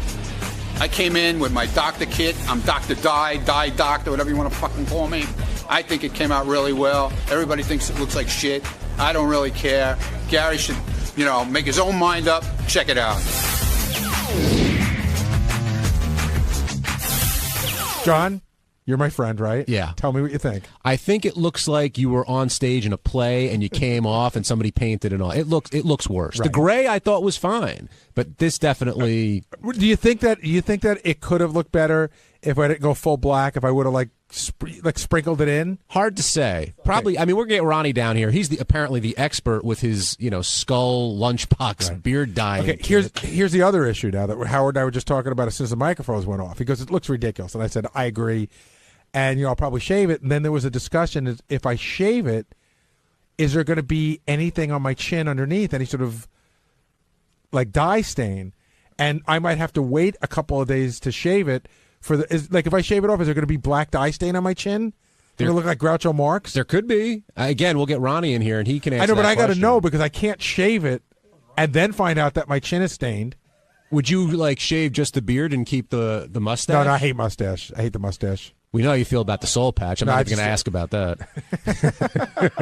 I hate the mustache. So I would shave the whole thing. All right, now describe the process. What was going on when Ronnie seems to know what he's doing when it comes to this. No, he cracked open that lunchbox. He was all over it. He had the stuff and he was painting it, but I couldn't see what he was doing, and I was actually that break that we did it. That's the most important break of the day for me to talk to Howard about pitching guests. So I wasn't even paying attention to what Ronnie said. I was like, hey, do you want to have this one on? What about this? Charlie Murphy's coming in. So I'm doing that. I could just feel this cold thing brush on my chin. And Ronnie was applying it liberally. And then, Ronnie timed it out 5 minutes. Reminded me when my mother used to set the egg timer when she dyed her hair in the bathroom. And then I went into the bathroom and I was shocked. And he goes, no, don't worry. That black, now you're going to shampoo it out. And after shampooing it out? Well, the first thing when I looked at it was that there, and again, this is no cut against Ronnie, that there were spots that were missed. Mm-hmm. There's a big gray spot underneath that doesn't look natural. So I thought, okay, I could always go back and touch that up. But then I was looking at it, and I'm like, it's not really the right color. And then Ronnie told me, which is probably what he went through when we nailed him on the air at Goofed on His, he's like, you got to play with it. To just, you see that happened, let it grow back. Now maybe next time you don't put as much on. He gave me a comb. Apparently, when the dye is in, you have to run the comb through it. It helps it get in more naturally. So that skull lunchbox kit has a lot in it. It's not just the dye and there's attachments. Yeah, he's definitely been doing it enough to know how to do it, and he thought that he thinks it looks good, but I probably could get it to look more natural if. But again, the whole point of this thing was I want the best part about having this is it's half the time to shave. Did Ronnie on the air he was talking about the different color choices he had? He did give it some serious thought. Again, he's going to come in. I know I keep saying that, but I'm sure he went and looked for the right mix and really tried to make it look good on you. We talked yesterday, and he said, "Do you want me to get black?" And I said, "No." And I've cracked this joke 1,000 times. Craig Gass dyed his hair once, and he used the blackest black there was. And for a long time, we would just say, him and Joey Ramone had the same color hair. I used to call it Craig Gass black was the color. So it's so shocking when you dye your hair black. So I said, I think it's dark brown. And then he went and looked, and he said that dark brown is too brown, and that there's jet black, and I forget what this one's called. Black, or regular black. Regular black, real black, black as night. I don't know. Obama black. Benji, what do you think of the dye job? What are we doing to you tomorrow? I don't know. Oh, okay. I was one of the people that thought Gary's goatee looked nice the way it was. I kind of everybody seems to agree now. Oh, it's too white. It's too white. Then everybody's like, yeah, we should bring the white back. But you can't bring the white Gary back. pointed out. I don't know if you said on there. In the photo, it does look a lot better. I just guess in person, it looks. You see more like it. You see it on the skin. Well, I'm going to go with how it looks to people rather than how it looks in a photograph. Now, do you think everyone's being honest with you about how it looks? I mean, Howard questioned Artie, do you like it or don't you like it? Do you think everybody's being straight with you? Yeah, because why would anybody be nice around here? That's a good point. You know, in other words, Howard has given everybody the perfect opportunity to say what they think. Like, Teddy, I saw you, and what did you say when you saw it? Well, I liked it. I said it looks really natural because it didn't just dye every hair jet black. But he didn't do any of your mustache whatsoever, right? He said right. Well, that's the problem because he should have just maybe touched a little. It looks like, honestly, from far away, it's just really dark on the bottom. Yeah. It would look great if he just finished it. And Howard made me feel really self-conscious when he mentioned Jack Gordon's name, LaToya's ex-husband, because, I mean, God rest his soul, when that guy used to come in, the first thing when he walked out of the room, we talk about, he had like a jet black goatee and then all sorts of weird colors in his hair. And it was so obvious that he was dyeing it horribly, and no one ever said a word to him about it. All right, let's take a couple calls. Bill in Rome, you're on the wrap-up show.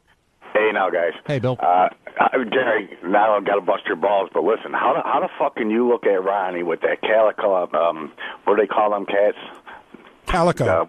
Yeah, one of them on his fucking face and ask for advice. But, you know, I didn't ask for advice. This was decided by the show that Roddy would do this today, and I said I was up for it. You know what you got to do? Look at him and then look at Mike Walker, because Mike Walker's got the same thing going on. Right. And look how they look. And you don't want to look like that. Right. Mike Walker's got a different color beard than hair. I've noticed that in his picture. They got 15 different colored hairs in their goatee. Right. Maybe, you know, I could make this lighter, but now I got to wait 2 weeks for it to grow in, trim it, get it back to all white. It'll probably take a month to get it back to all white. It's probably coming off. We have the expert now joining us, Ronnie Munn. Expert, yeah, real expert. Ronnie, how do you think your job turned out over there? I like it. It like the bottom part is darker than the mustache, okay? Because the mustache is not as thick as the beard yet. He should have waited until his beard was fully grown in before he did it. If he shaves it now, is there going to be dye on his chin? No. Well, you got your answer there. I don't think so. I mean, I don't know. I've never done it, so I couldn't tell you. Can you describe? But then again, I got some on my finger, and it's still there. Oh boy! You know. Now, can you describe? See, that's one way to make him keep it and grow it in, and he'll see it's much better. I might wait till the weekend to shave if I decide. No, but you know what, Gary, give it some time. Seriously, let it grow in more, and then you know you got to get the feel of how to do it the way you want to do it, how you want it to look. If you want it to look more natural, you don't put as much on in spots. Like when it grows in, you could see like your mustache pretty much is all black, but then the bottom part of your beard is all gray. So you don't really do much on your mustache. You just you do a little bit, and you leave parts of it so gray, and you get used to it. Ronnie, how much trial and error did it take? They could say mine looks like shit, but I really don't give a fuck because I like it. Well, how much trial and error did it take for you to get it right? Because you sound like an expert on it. I fucked it up quite a few times. How so?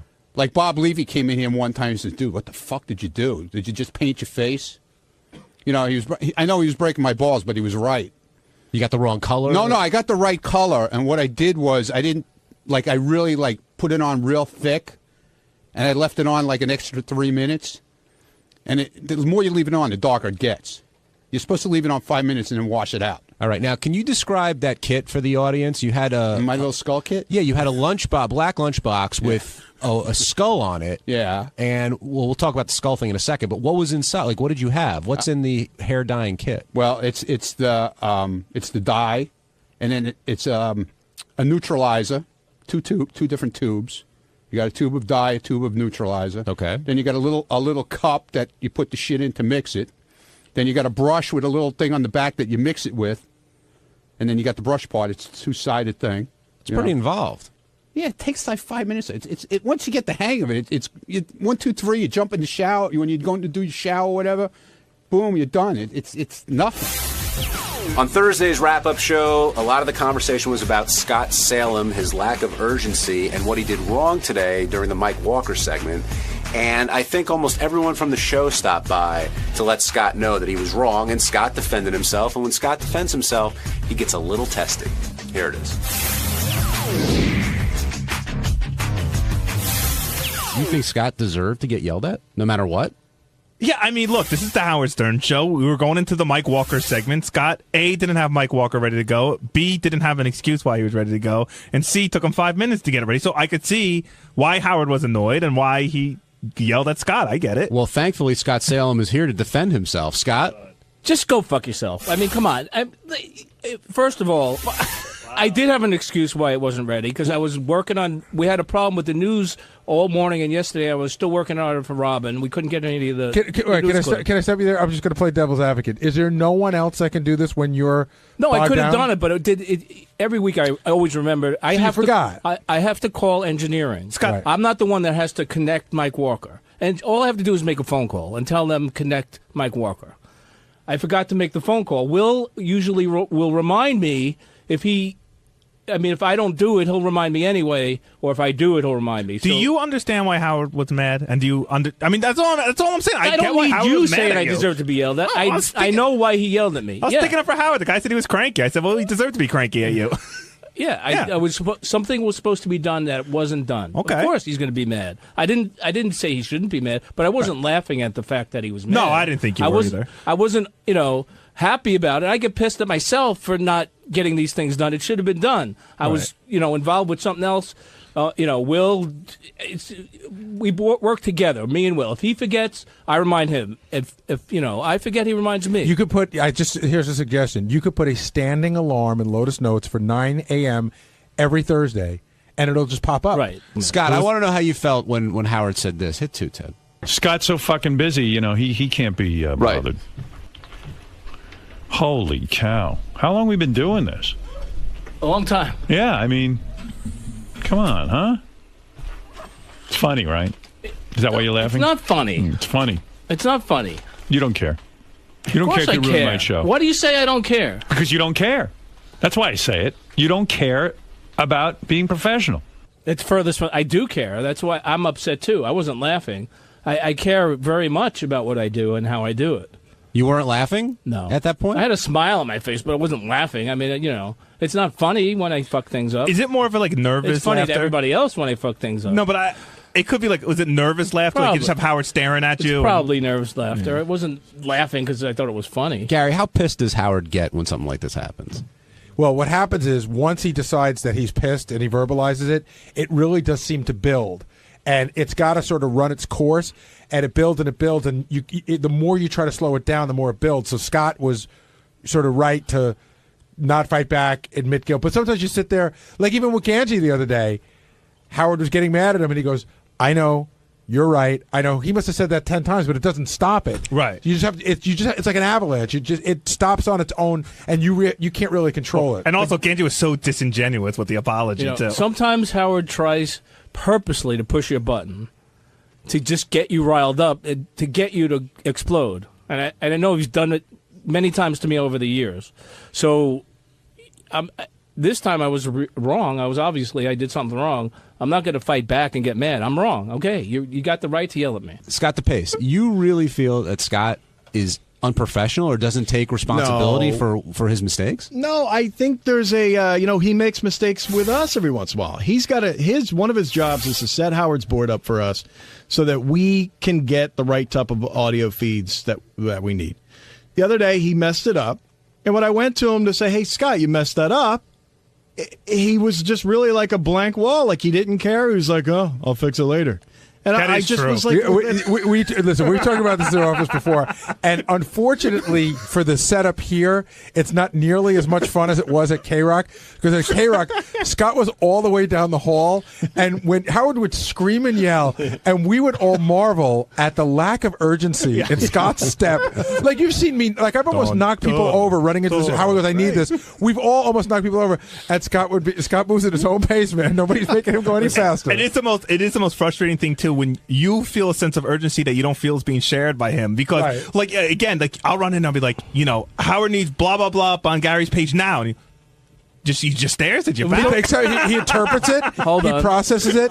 Then he sighs and he goes, all right.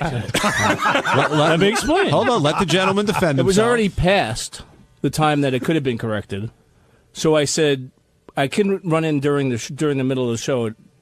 Unless it's an emergency. Yeah, I'm not talking about this particular incident today. I'm talking about a general overall It was attitude. like, okay, I know what's wrong. Exactly. I can't do it. Is not what I want to hear. I want to hear, I'm sorry. That's what I'd like to Fuck hear. yourself. I'm sorry. Don't fuck Truthfully, yourself. I'm I sorry. want to hear that you care. I'm not going to apologize to you. You said okay. Okay doesn't do anything. Well, what was Yes, the it problem? does. Tell me what the problem was. He made our job a lot harder in the editing process. Not necessarily mine, because Not yours at all. But okay, but what was it?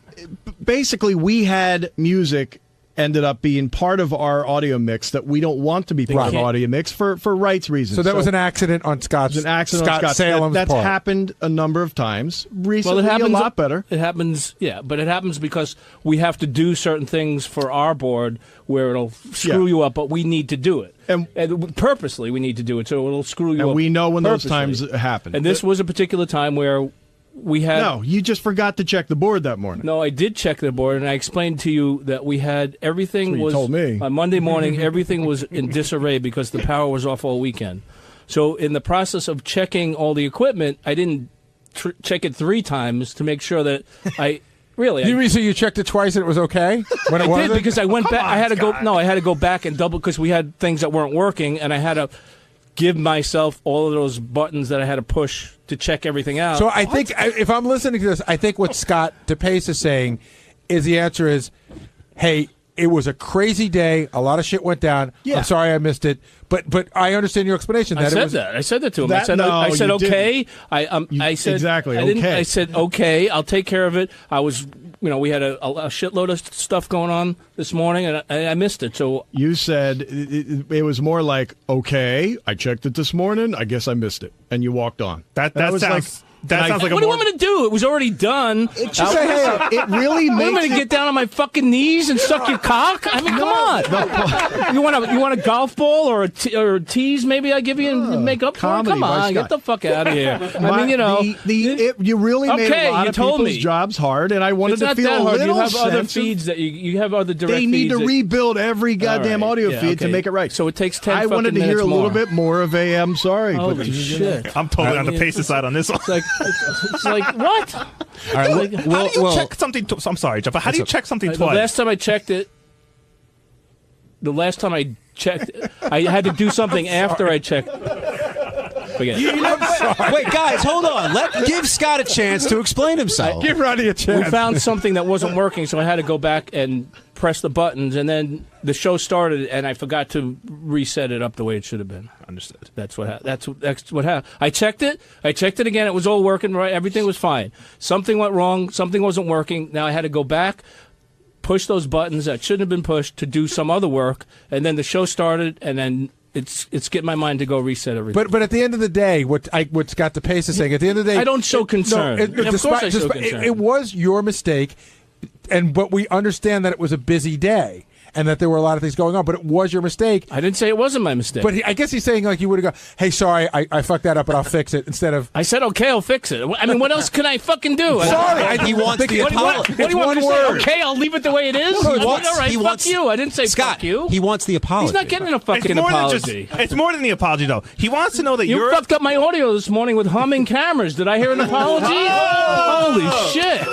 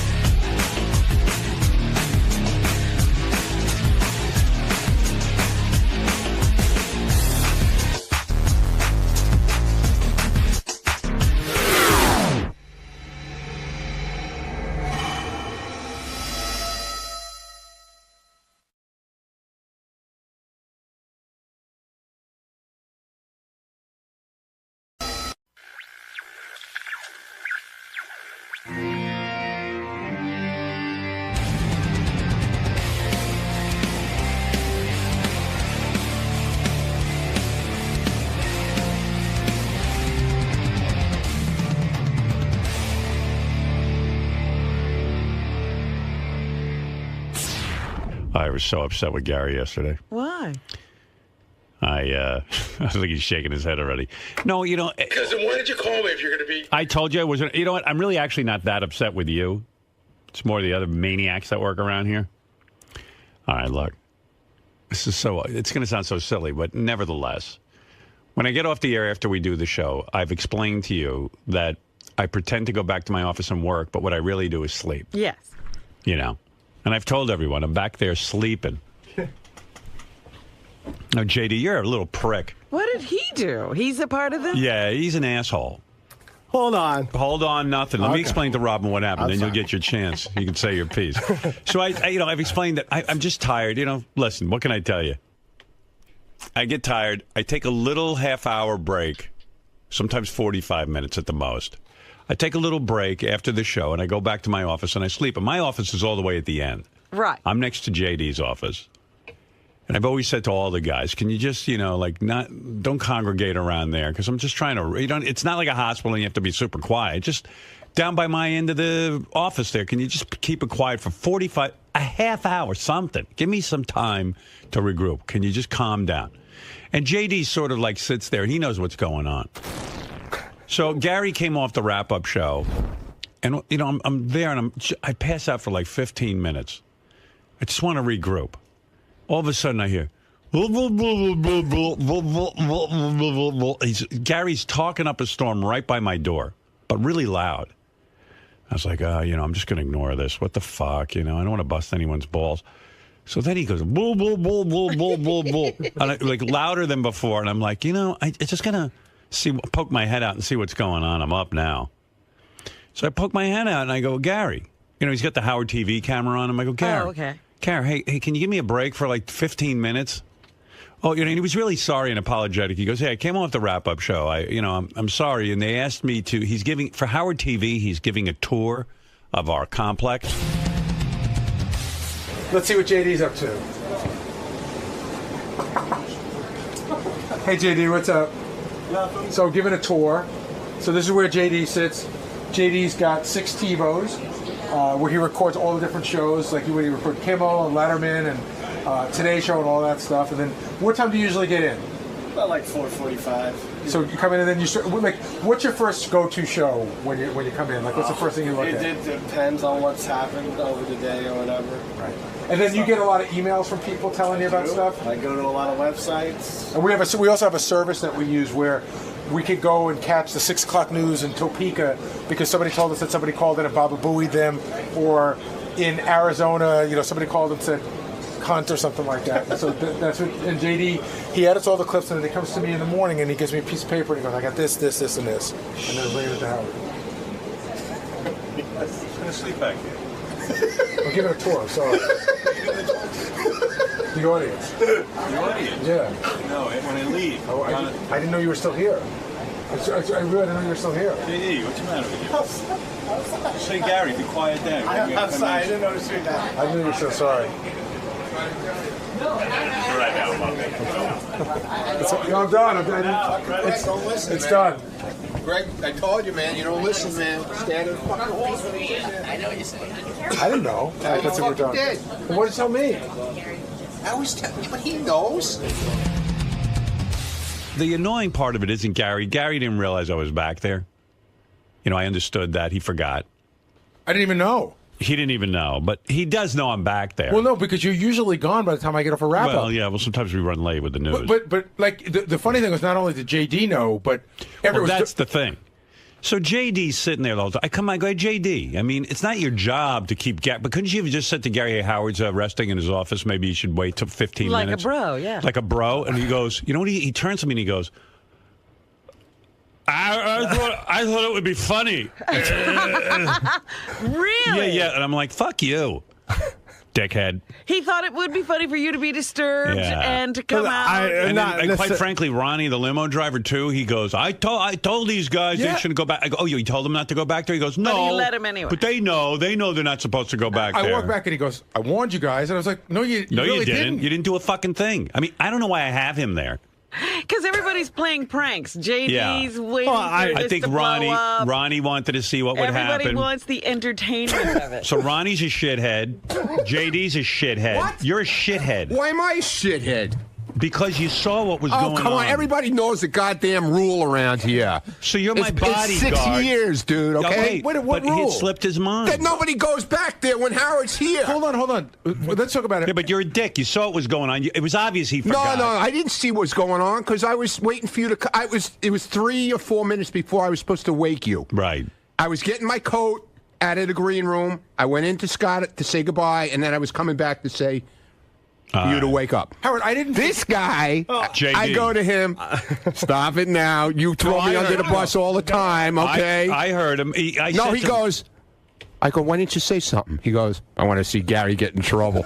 Yeah. Did you really, JD? What's wrong with you? I'm sorry. I'm your fucking boss. I know. I thought. Listen. First of all, I'd say, hey, that's my. I got your back. Why do you want no, your I mine? know. He taped this thing before. I didn't know he was going to keep going, but he kept talking. Well, just say, hey, Howard's asleep. I mean, you don't have to. It's not your job. I but- know. No, Are you mad at me? I guess you are. No, I'm not mad at you. Kind of passive-aggressive Of course thing it is. there. Do you blame me for the fact that you're not a film director? No. In other words, like, oh my I God. give you this job. No, It's like a golden no, lasso. now you're looking into things way too deeply. Maybe No. you should, Howard, I don't because wanna- that's an aggressive thing, man. No, it wasn't that. Listen, Yeah. it was after 11. It was like 11:05. You knew I was in there. No, it was. Hold on. Actually, I it was stooped. 11:12. Oh, okay. Yeah. So Who cares what it is? You know I'm back I know. there. I just. I would do that for stupidly. you. I stupidly assumed that you were No, you almost didn't. done. You Yes, I turned to did. me- You turned to me and said, No. There was that. That'd be really funny. I want to see Gary get in trouble. And then you said something else to me, like, hey, I wanted to see Gary, What's that all about, by the way? Were you mad at me? No, I'm not mad at anyone. It's I didn't know. I didn't know it was that big of a deal. It was almost. I thought it'd be the. I'm the sleeping. End. What do I you mean know, it's but not a I big thought deal? it was. You're almost done with the. What? Your You don't sleep. know when I'm done. You're usually done like 11, Dude, 11, 15. every minute is precious to me. I apologize. Maybe you feel I shouldn't be allowed to just snooze out No, after the show. no. I'm tired. That's dude. I know. All right. I know. It's this can all be blamed on me. You're so I'm not a bro. I'm sorry to Gary. I'm sorry to Howard. I like that he goes. I've heard he's almost done with his nap. Hey, there's no such thing as almost done with a nap. Well, Think about it. When you're sleeping, You'd had enough, and Yeah. it would be okay if Gary got busted. Exactly. And then Lee, the producer from Howard TV, was like, he goes, "It's all my fault. It's all my fault." And I'm like, why? When the fuck did Lee get involved? Lee was texting me all day yesterday. He goes, Yeah. let me take the hit for this because it's all my fault. Why? Why is it his fault? He said he should have told me that you were still. He here. knew you were here. I didn't know He you were did? here. Oh yeah. So why is he doing that to me? The fuck I don't is know. wrong with him? I don't know. He's got Everybody issues. here has a problem. Yeah, what is the deal? Boff takes a snooze after the show. So you're Just calm the fuck down. You're usually gone by the time I get back. Yeah, well, no, I'm not. Sometimes I'm here till a But little I'm saying, but later. usually, and I just didn't expect. Sometimes I have meetings. Sometimes I have. Just assume I'm back there. Check first. And Lee, what the fuck is your problem? How do you take responsibility for this? Because I asked Gary to Yeah. do the shoot. Right. So we set it up, and I feel like because I'm the one who set it up and we know the rules, that You broke the rules. Yeah. So And this little prick over here, JD, knew I was back there. It's my Yeah, but fault. The It's thing is, none of that would have happened if I just sort of thought about before we started shooting. And Ronnie would tell you that we usually go up I know to it him seems and like a say, dumb thing to "Okay." you guys, but I just No, I don't get. I'm so fucking sleep deprived. I'm walking around like it's a big headache in my head. So if I get a few minutes after the show to just chill, I'm good as new, ready to go. I'm usually No, really. no. It's still, I'm usually No, but I like mean, like, cognizant of how. You were cognizant. You purposely wanted to get Gary in trouble with me, and you wanted me up. No, I don't want you up. I still but- say he's the most guilty. I JD. agree. I'm the most guilty. That JD has warned me a couple of Yeah. times. He does that most of the time. Right, So and- today or yesterday, something was going on with him. I don't want him to be the police. You're not in charge of whether or No, not. You know what I mean? But you could have just Gary. You feel comfortable. Like I about said, it. I know with Robin sometimes you're like, hey, it's kind of cool to tell Robin stuff, but I tell everyone usually. So, but this time you thought it would be funny. All right, I got it. I got it. That's what you said. You thought it's funny. I wanted to be a merry prankster. Was it funny for you? At least Did I you hope it was enjoy fun. I hope you enjoyed it. Yeah, was it good? He was laughing. Yeah. At the time, now. You know, if Now you- I feel like the asshole that I And then was. it's even annoying that like Lee doesn't know when I'm back there. No, I do. I You mean, do? I'm being honest. Yeah. So why'd you do it? Well, what usually happens is I'll say to Ronnie, if we need to do like a green screen interview or something, Yeah. I'll say, hey, is it cool for us to do anything? And we just forgot. We thought you were gone. Right, you thought I was gone. JD could have told you I wasn't gone. Yeah, but it should have gotten to So that I'm not. point. That's I my don't point. feel it is your full responsibility. I All think right, if I you made a just mistake. waited to do it. Yeah, that's all I'm saying. I'm not like going to kill myself or Right. anything, but it's the truth. JD should kill himself. Well, there's a lot of reasons why I should kill myself. Don't kill yourself. I'm What are you not gonna- talking no, about? I'm not going to kill myself. Lee said he was going to kill himself. I said JD's going to kill himself. No, but JD says there's a lot of reasons why he should kill himself, but he's not. What You are don't know these the reasons. You know the reasons. Go ahead, name them. You know the reasons. You want JD to spell it out? All the for you? reasons you picked Jason over me. Yeah, thank you, Lee. JD's bent out of shape because Jason, every single time, the Well, interns, it's him and Benji. Every year on the intern show, they ask the question like an F, marry, kill. Who would you kill? Who would you fuck? Who would you marry? And JD always gets killed. And like he's really upset because Jason's hotter than him, evidently. And it's kind of hard for him to accept because Jason And Benji. always beat him out. Yeah. And so he says that's a reason he'd want to, that's not that he wants to kill himself, but he's saying, But that's one of the reasons if he were. right. Huh?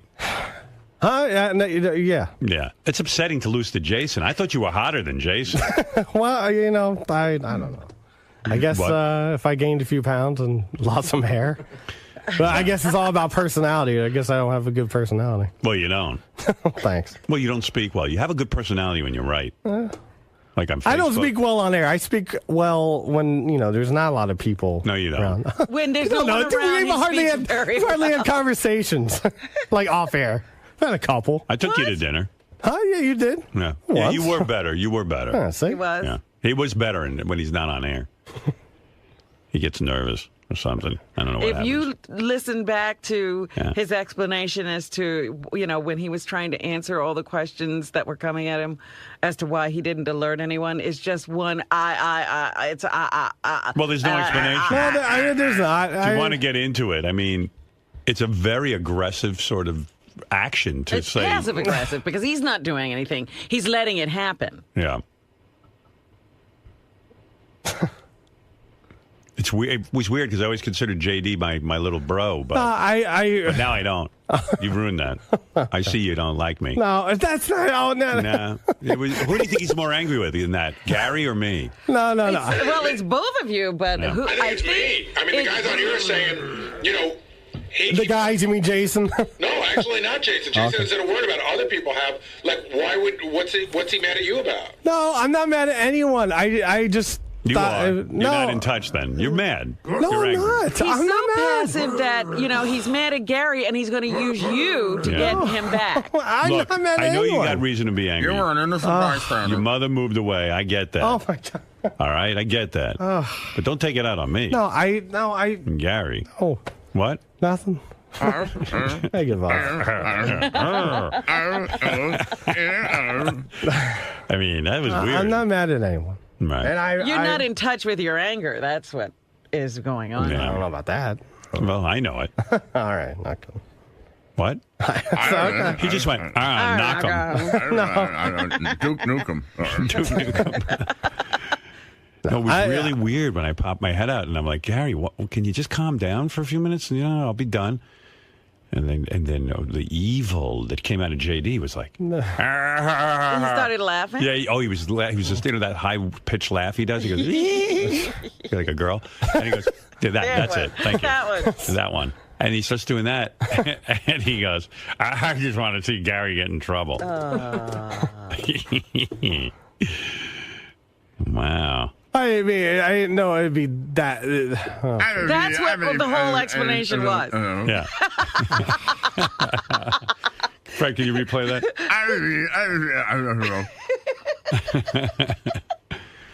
Yeah, you got me good yesterday. All right. You got me good. It's not so funny. You win. No, I don't win. Sorry. At 2, JD. No, fuck off. At 2. Whatever that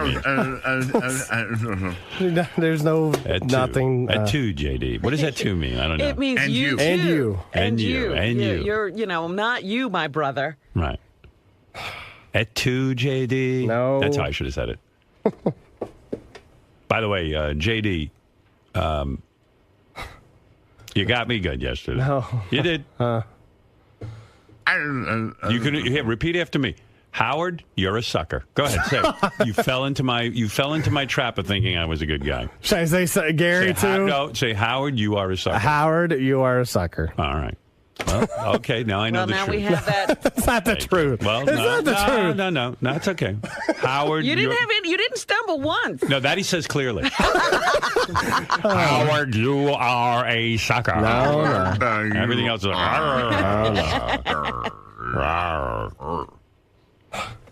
Well, you got me good, man. No. All right, that's okay. I know. I'm a bad guy. No, it's not. Gary's a douche. I'm not. It's not it. I hope you have a good time at the lavish Christmas party I throw for you. I'll have a grand time now. I'll be resting back there today if you want to get me. No more. Oh, No more. goodness. Hey, you guys from Shade 45 want to come down and make some noise? Where did he go? I wasn't done talking to him. I deserve it. Listen. I've got your back. I know. I know. What did I say the other day when you didn't feel well? I said, go home, relax. Once you get better. Well, I felt like I was going to puke everywhere. Right. That's right. That's right. I got your back. Yeah. What? Are you speaking Swedish now? He's Jar Jar Binks at this point. Maybe today you could punch me in the balls when I'm walking in the hall. Maybe you could do that. That'd be funny, right? Or do me a favor, trip me on the way into my office today. Artie, ha, ha, ha. Artie, ha, ha, ha, Meyer.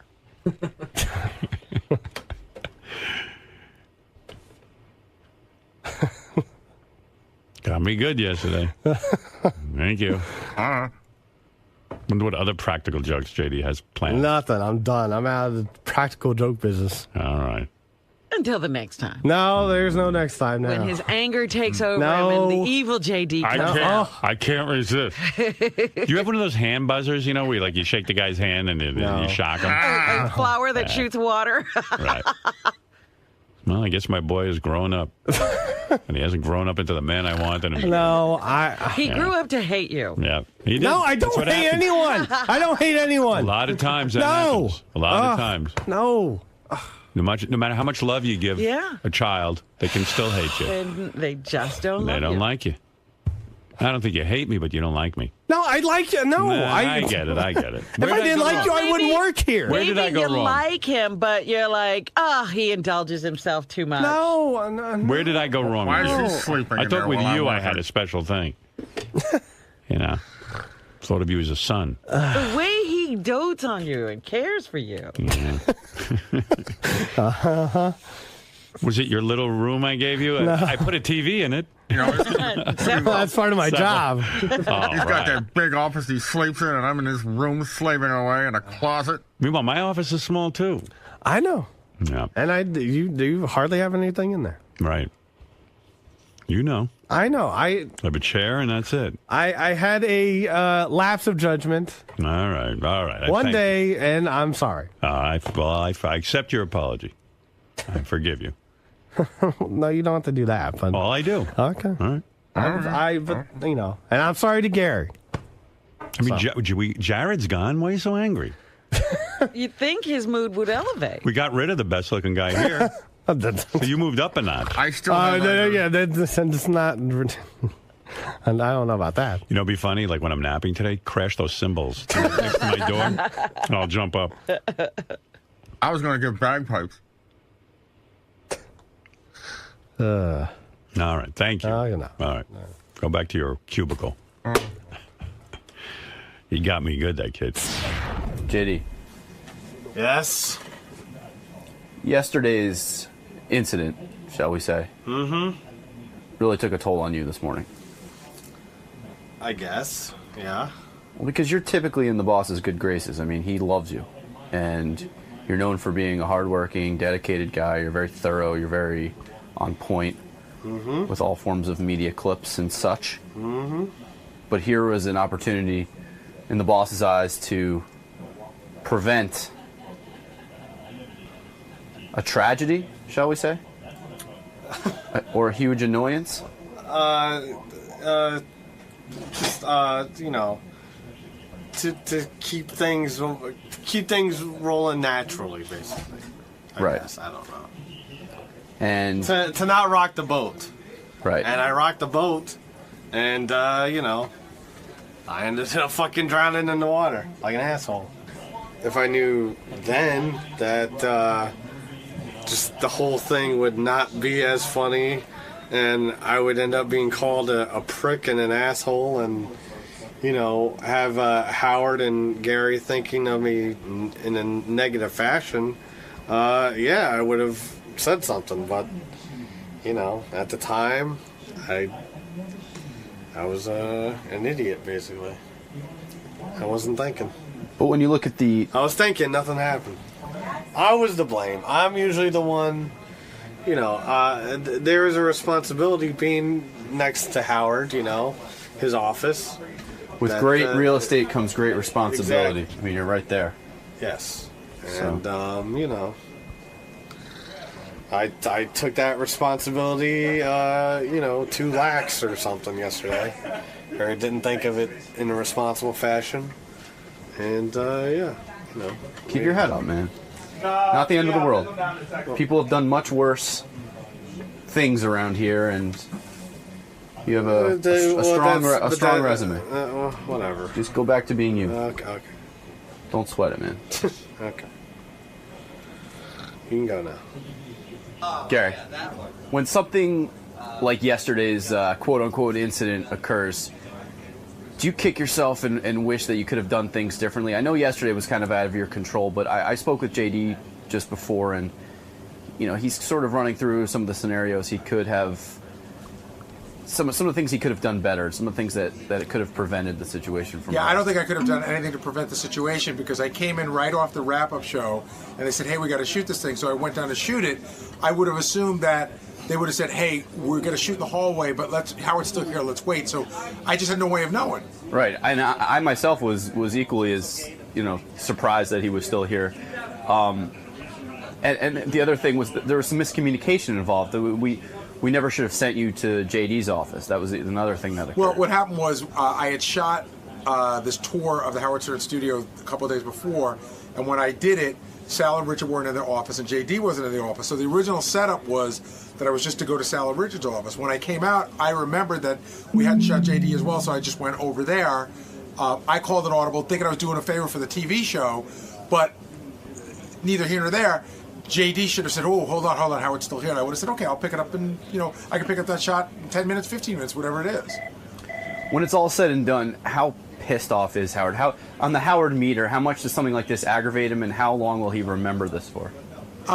He's moderately aggravated. He's not hugely pissed off, but he's irritated. It's like, you know, he likes it the way he likes it, and he'll remember it if it happens again. Yeah, we've all been warned. His office is truly his you know, his turf, his sanctuary, so to speak. If I had it to do over again, knowing that that's what he was going to do, I would have soundproofed his office when we built this place. It's not that hard to do. It's just some special drywall that you get that soundproofed, and you know, could have tightened up the door a little bit. I would have soundproofed it. Because once the show's over, that's his place of peace. That's where he unwinds and decompresses. That's right. Yeah, Lee. Yes, sir. Yesterday's quote-unquote incident was very preventable, but it was also based on a lot of miscommunication. Yeah. Basically, I think it could have been prevented, like I said in the studio, by me. I actually grabbed you to shoot. And doing behind the scenes, I'm well aware of the fact that Howard takes a break after the show, so I normally find Ronnie and ask him, hey, is it okay to do this or that if we need to shoot? Yesterday I didn't, because there were different things going on, and even though I think I saw Ronnie. I didn't remember seeing him, which is usually a sign that if he's here after the show, Howard's still there. So I just ignored it. I forgot about it and grabbed you, sexy cameraman, to shoot. Oh, you're welcome. And we went and shot. And the idea was that Gary would do a pickup shot to go to Richard and Sal's office, do that, we'd be done. But he continued to go to JD's office, and it's not his fault, but when that happened, I was standing back because I didn't want to get in the shot. And that's when I saw Howard come out, and it was you, JD, and Gary sort of standing there like, holy shit. And I felt bad. So I feel like even though maybe JD was talking too loud, it could have been prevented if I just would have remembered, before we shot, hey, let's wait till later. When things like this occur, and you know Howard, but you don't have a close relationship with him. Yeah. Do you kick yourself like this is the one time that I'm having a little bit of FaceTime with Howard, and it's for a negative thing? No, it's not really like that because we interview him a lot for behind the scenes. But yeah, I mean, being here 5.5 years in the Stern world, it's still new. A lot of people have been here longer. They obviously know him much better than I do, and he knows guys like JD, Ronnie, and Gary way, way better than me. So it's more like, okay, if I fuck up, it's just a little more impactful because maybe, I don't get to deal with him as much. But you know what? It wasn't like I felt terrible, like I wanted to put a gun to my head. It was just watching those guys sort of deal with it. I know they have thick skin. This has happened to them a million times on air. But I just wanted to be honest because I could have sat in the control room and watch Howard chew them all out. I just wanted to be honest about it. So, I'm not worried about if Howard now thinks I'm a fuck up. I don't think he does. It was just being honest about the situation. I don't want to get caught up in this, but Benji, what'd you do to your beard? Uh-oh. Oh, my God. What you happened? fucked it up big time. I haven't looked at him today. He dyed his beard again. Look at that. Stand up. Show Robin. Oh, my God. I fucked it up. Oh, my God. What did you do? Shave it off. I was desperate this morning. I was washing for like an hour. Did you use that just for men again? Yeah. Are you trying to escape? Yeah, you wanted? No. What? I mean, it's jet, like almost blacker than black. But there's parts of it that are still red. I know. It's Did you do it yourself? Cat. No, I was falling asleep when we were going to do it, and she did it. She did it to me while I was sleeping. Or going to fall asleep, and I didn't. And you never washed it off. Oh my God, you look horrible. I was horrified. I was so scared when I woke up this morning. I've been trying to. That can't be healthy, man. I agree. Oh, that is the best. Every time I look at him, I get a laugh. Why did you dye it again? It was fine. You had a nice color to it. We thought it would look better to get it darker again, but. Wow, there's a lot of work going on here. Good Lord. I can't believe. This is where you're supposed to say I'm more handsome. I mean, look at how this is all backfiring. Oh, my goodness. What else? Yeah. The guys from TV, we can't tell if he's got nail polish on or if it's the ink from the beard stuff. You have nail polish? That was just for fun. I did put nail polish on. Let me last see. night. Yeah. Oh, that's your what do they call that, goth look? I don't know. Grunge. This is my Twilight look. It looks like Herman Munster. Yeah, it's like Twilight. He's part of the vampire family. She's trying to change him into Robert Pattinson? I'm a chubby Taylor Lautner. She's trying to make him into like a rock star. Right. Hey, Howard. Yeah. One more, because Sal just came in and he knows makeup. He thinks Benji's wearing eyeliner. Are you? I thought I washed most of that off. Oh, my God. What is going on, Howard? What's going on? I told you, this girl doesn't like the way he looks.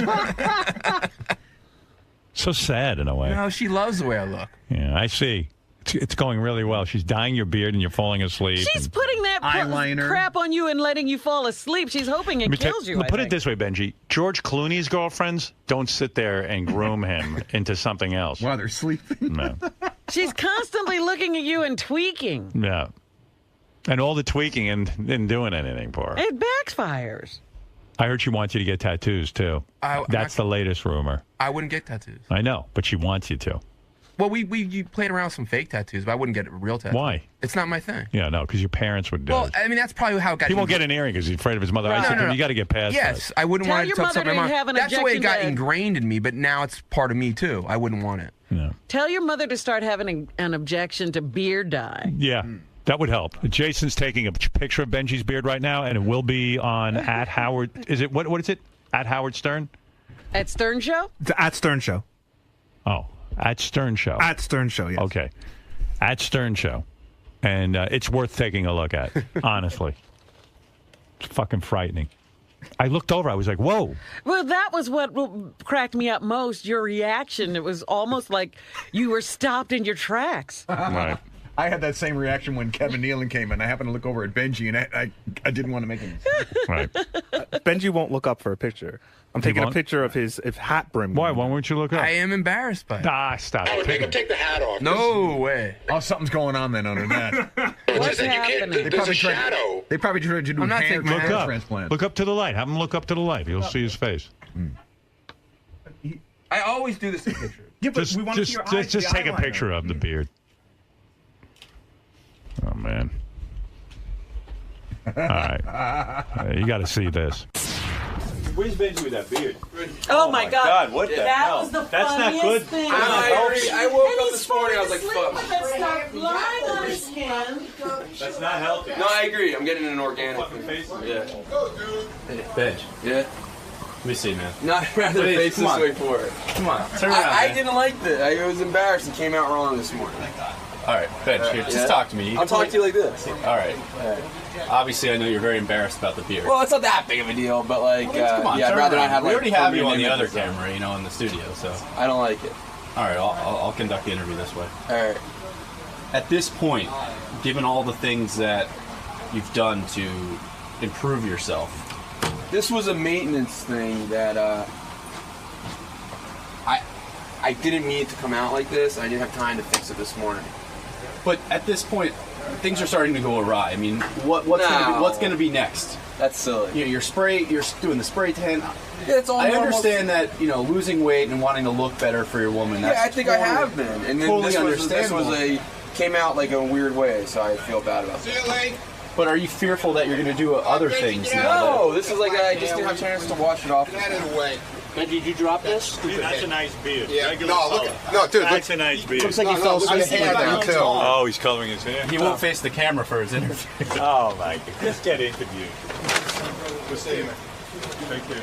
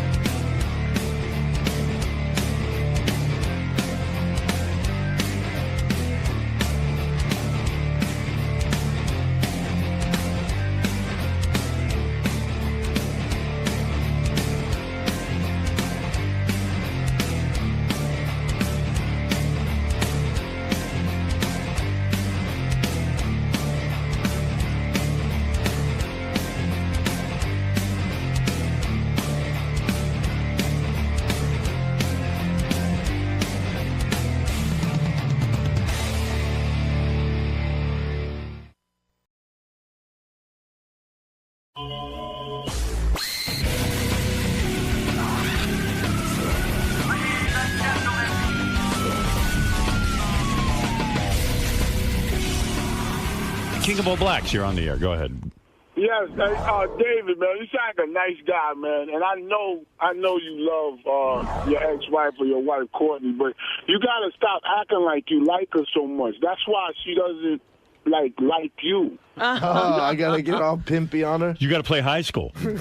You know what I mean? Pimpy. Just act like you're like nonchalant. Like if you want to call about your daughter, just talk about your daughter. Don't ask her how she's doing.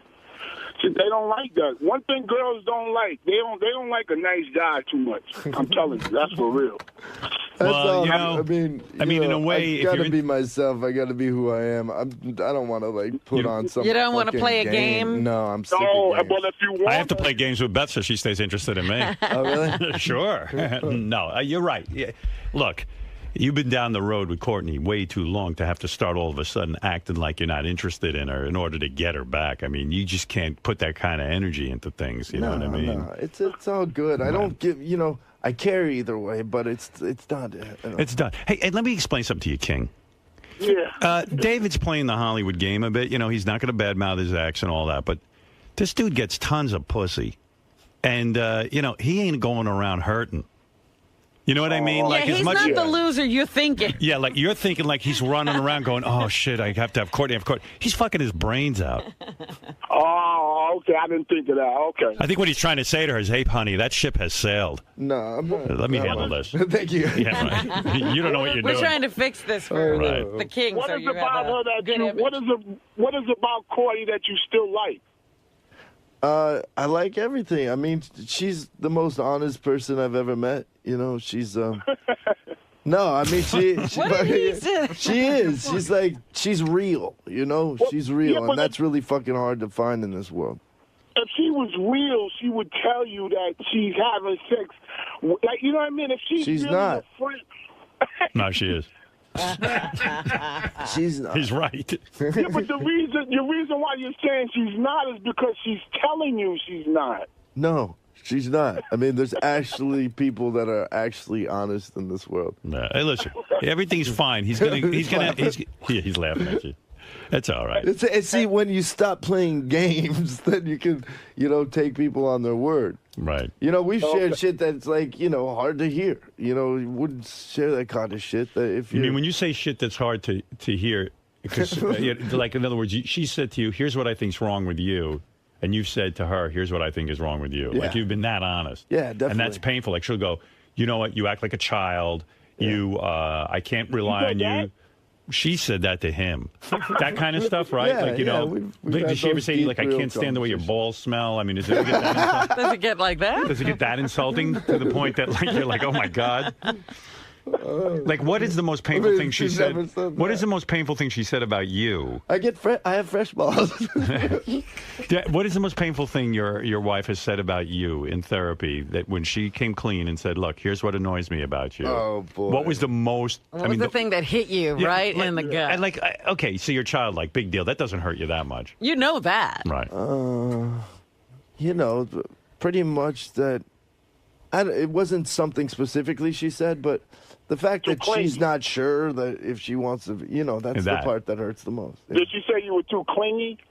No, I'm not too clingy. He ain't I'm not clingy. a clingy guy. Although, I do like to, I do like affection and yeah, you need that. Yeah, I need that too. Yeah, you just want a woman to fucking, like be into you. Yeah, and you kind of want the woman to be the one to be into you. You don't want to be the clingy one. You know what I think? Huh.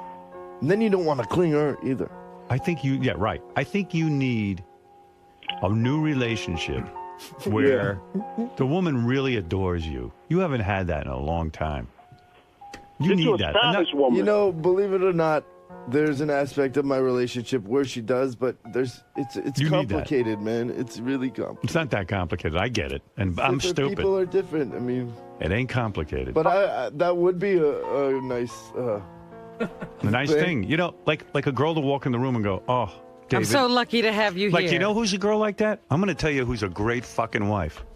She's hot, and she knows how to treat her man. And I'm going to tell you that person's name right now. Right. Miss Sherry Zombie. I could have guessed that. And I'll tell you why. Who's that? That's Rob Zombie's wife. I'm talking to her. I'm on the awesome. phone with her last night, okay? And then we're in the middle of a conversation. And I go, hey, so how's Rob doing? And she goes, oh, yeah, Rob's coming home tonight, blah, blah, blah, blah, blah. He's been away for a week. I go, oh, yeah? She goes, I'm going to fuck his brains out. Wow. Now, that's a wife. Yeah. Now, I mean, wow, Rob. Right. And you know what? She appreciates him because she's like, I can't wait to fuck this guy. She ain't pretending to have gas. She's going, she's like, wow, I'm going to fuck his brains out. Now, that's a woman knows how to hold on to her man. Yeah, because a lot of women, like wives and stuff, they love you, but not all of them like you. So when they like you, they do stuff like that. He's you know right. what I mean? They kiss you and tug at your dick, like when I came home last night, I swear, man, my wife sucked my dick like she was a girlfriend. Right. She gave you the girlfriend experience. You know, hey, I have to take responsibility too, because there was times where I would just kind of like lean over and kind of kiss her and not be as not in the mood. You know, on my side too. Things get old. No, don't beat yourself up. You gotta make. It's all the wife's fault, according to the king. Yeah, but I mean, there's only so much getting her in the mood you can do. You know, I mean, if Yeah, if no, Courtney's but if not- we're in the mood and then I'm Yeah, but kinda, like, but did you phoning ever it come in. back from like shoot and scream, and then all of a sudden she just drops to her knees and starts sucking your dick? I mean, that's what you need. There's different kinds of people. you know? Yeah, different kinds of people. You need those kind of people to do that. Howard, Could be that Courtney's too famous. Could be that she's just too famous to get on her knees and suck some dick. No. Yeah. You know. But she ain't too famous to do it to that guy on a TV show. You know what's going on with that guy. You could tell he's nonchalant. I don't even know that guy, but he's like one of them guys, like whatever. I might call you tonight, I might not. He's one of them type of guys. That's how you gotta be, Dave. If you want her back, I tell you what. If you don't call Courtney, don't call about your daughter. Don't call about nobody. Don't call her for 2 weeks, and she'll call you and say, "What happened? Why you didn't call me?" That's the worst advice ever. Don't call because, see, that's what I was talking about. You can't get into the shit where then you start playing kids as pawns. No, yeah. I have a daughter, not Right. to call her I'm for not saying 2 weeks. Yeah, don't call your kid for a month. Right. Yeah. Stop talking to Courtney and forget about your child. You're very mature. I like that. Howard. You know what you ought to do? You ought to change your phone number so Courtney can't get a hold of you. Yeah, that'd be good. Oh, she would be sucking your dick, boy. Hey, Howard, and trust me, Bubba is, I don't know him. I never really got into his show. I don't really like his show, but he's mad at you personally. Trust me. No. Why do you say that? You not listen to anything. He's mad at you. Me? Believe me. I know you. I'm the guy who championed him here. They weren't going to hire him here. I'm the guy who got him hired here. Exactly. The more you do for exactly. people, the more they hate you. Oh, the more stop you it. do for people, the more they hate you. You are just speculating. Okay. I'm the guy who went to Sirius and said hire him. Don't listen to the king. He doesn't have any information. Well, he's disseminating information. Yeah. Hey, King, go back to advising David. hey, listen. Did you ever lend somebody money and they got mad at you? Yep. Because you lent them money? Yes. Exactly. It's the same scenario. No, maybe he's right.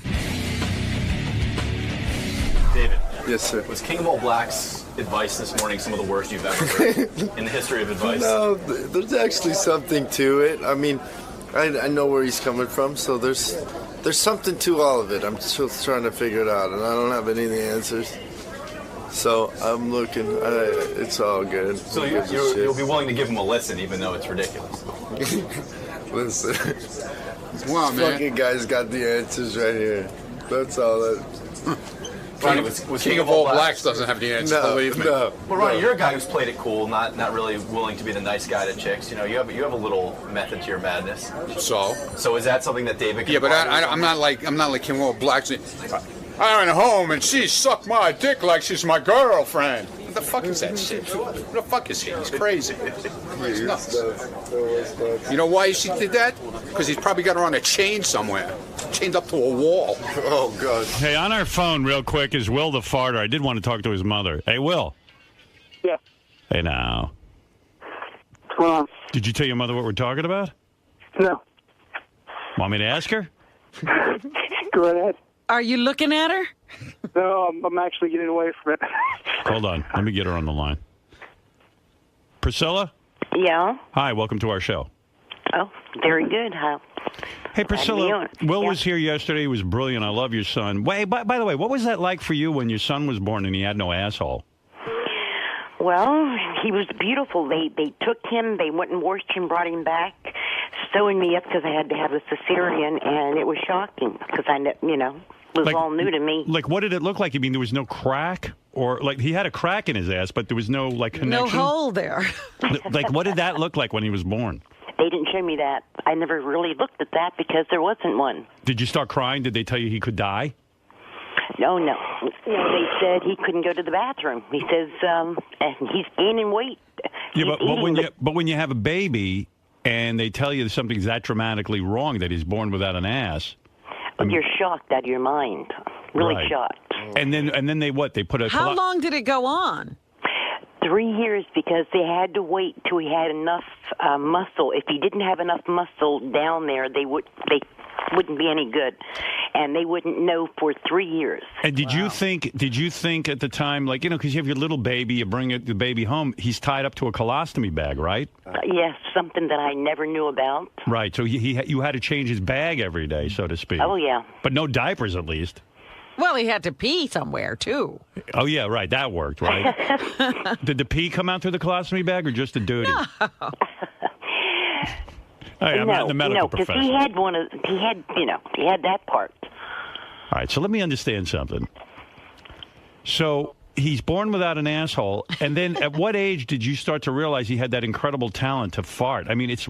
I wish I'm not making a joke. I wish I could do that. It's so cool.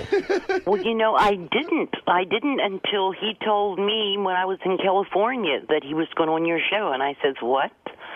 I didn't know he had that talent." Right. May I ask how old a woman you are?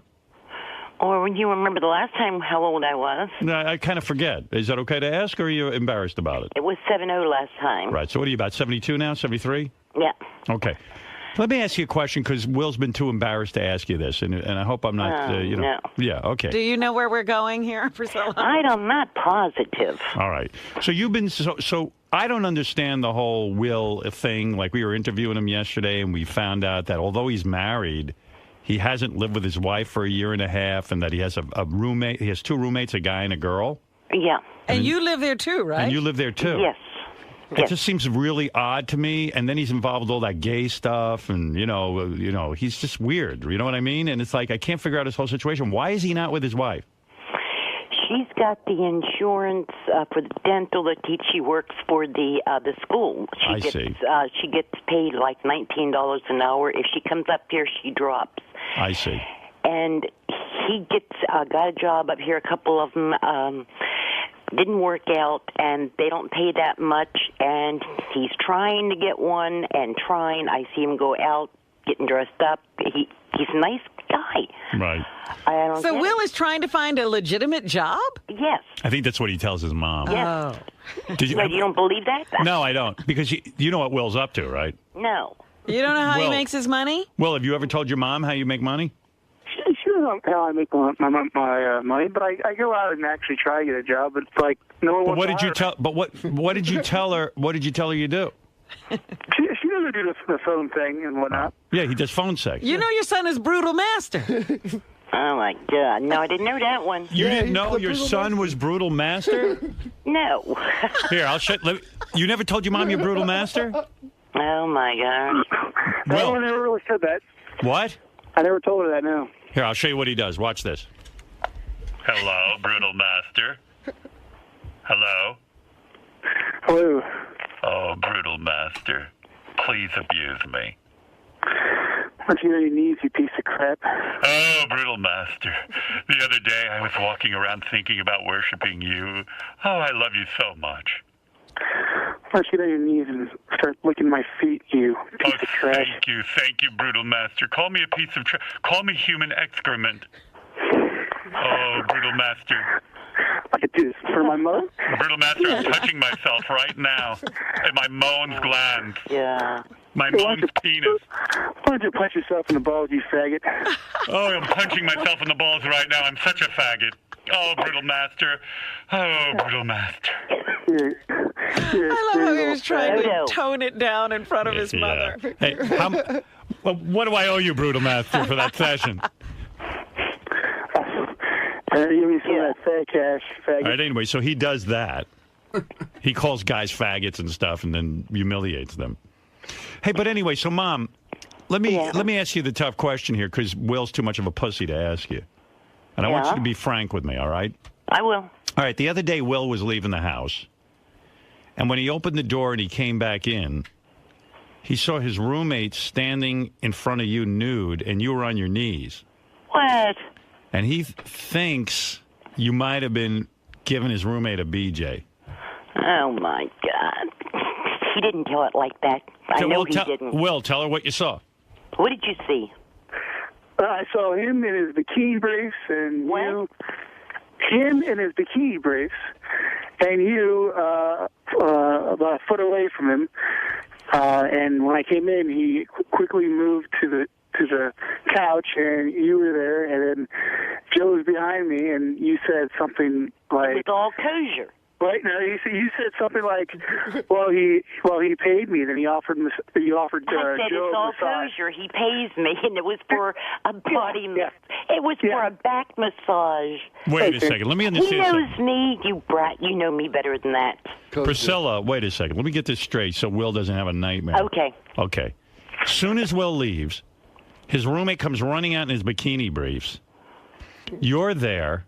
What is she wearing, Will? Well, she was fully clothed. Okay. He was in his bikini briefs. So the second Will leaves behind Will's back, you give the roommate massages for money? He is a truck driver, and he comes in and says, he says, my back is killing me. And he says, after we got to know one another, he says, do you do massage? Do you know how to give a back massage? My back is killing me. I pay you for a back massage. And why did you never tell Will that? Because it's a little weird. Because I think he knows his mother. I hope he knows his mother. You can understand it's kind of weird. Like you walk in, and the second you leave and you forget something, you come back in, and this guy's already stripped down, almost nude, and with his mom, and And he said there was a tissue, a wadded up tissue. Yeah, what was the wadded up tissue? Oh, he's lying. There was a wadded tissue right next to you. I didn't. Oh, that was for my hands because there was oil. There was oil involved. There was oil. It's not kosher. I'm going to ask you something, Priscilla. You ever jerk off the roommate? No, honey. You never grab his cock? No. Not me. Everything was kosher. You don't give him a happy ending? No way, Jose. Never. Never. Please don't use my real name, Jose. Just call me Howard. That's my stage name. Yes, and where's my picture, Howard? What picture? I had a picture taken with you and my son. I never got it. You probably never got it because I look bad in it. If I look bad, I don't send them out. Oh. That's my move. Like I go, don't worry, we'll take the picture and we'll send it to you. Ah, that's what you're up to. And then if I look shitty, because you know. just never send it. Well, Will and his mother could have it up on some fucking website, me looking horrible. Oh, you did not. You look good and you know it. So why was the guy's pants off for a back massage? He wears, because I saw the laundry, because I took him out of the dryer, he wears bikini underwear. So there's nothing going on between you and the roommate? Oh, no. Are you still sexually active?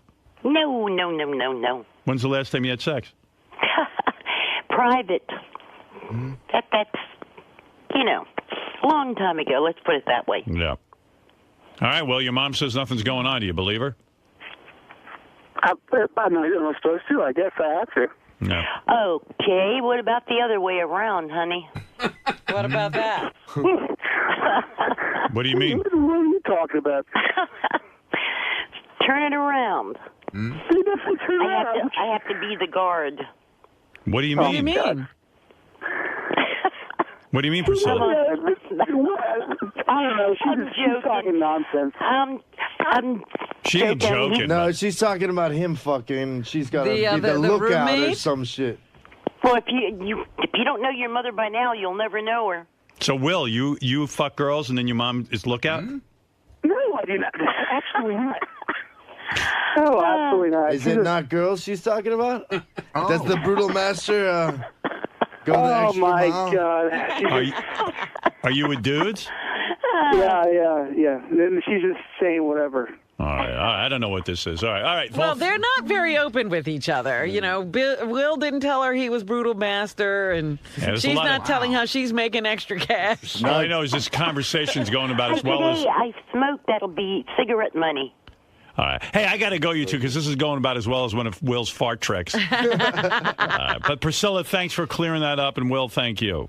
Okay. All right, no problem. All right, later, bye. Okay. I see.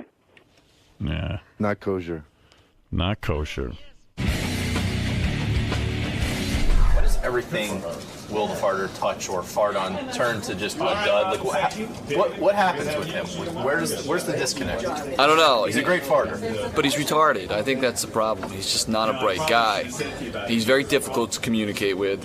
So, I don't know. It just, everything falls flat with him. It really does. He comes in, he'll pitch me an idea. He says, this is a new trick I can do. I go, oh, that sounds great. You know, pitch it to Howard. Howard gets excited about it. And then he comes in, and he either can't do it or his equipment's broken. And it just felt like the exact same thing this morning. You know, we get excited for this mom story. You know, he leaves it up kind of sound. Maybe he's the most genius guy in the world. He knows he doesn't have great material. No, with his problem, you're dealing with a guy with 100 IQ who swore his IQ was 130 plus. Right. That's the problem. So he's delusional. So that's the problem. Yeah, we continually let it happen because... But yeah, exactly. We're like the beaten girlfriend that just goes back to that guy.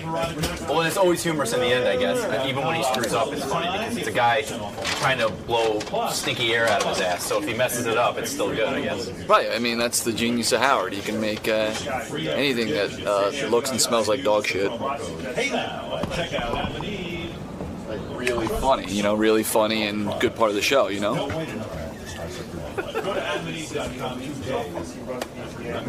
Proof is in the Come here, man. Let me give you a hug. Come here. Oh, what? Speaking of which, you know what I was just talking about? Howard's special talent right here. What was he talking about? What was he saying? What was he saying? Karma, man. Karma. Fuck you both. Howard's special talent.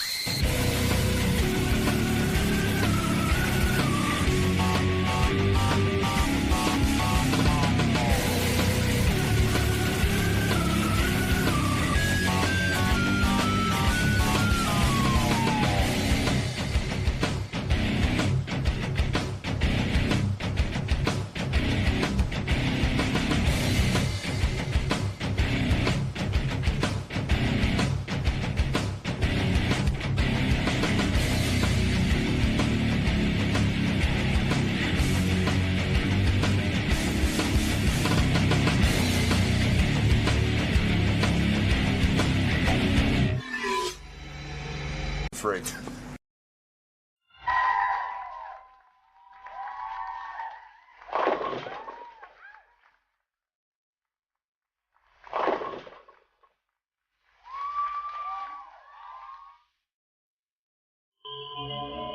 They look like young girls. I mean, in their 20s. They wrote me a letter. They said they would do anything to meet John Bon Jovi. How old are they? I don't know. Let me ask them. Hey, girls, how old are you? Wet bitches. You girls there, Nicole? Yeah. Yeah, how old are you girls? Well, I'm actually 27. My younger sister, she's young. She's in high school. No.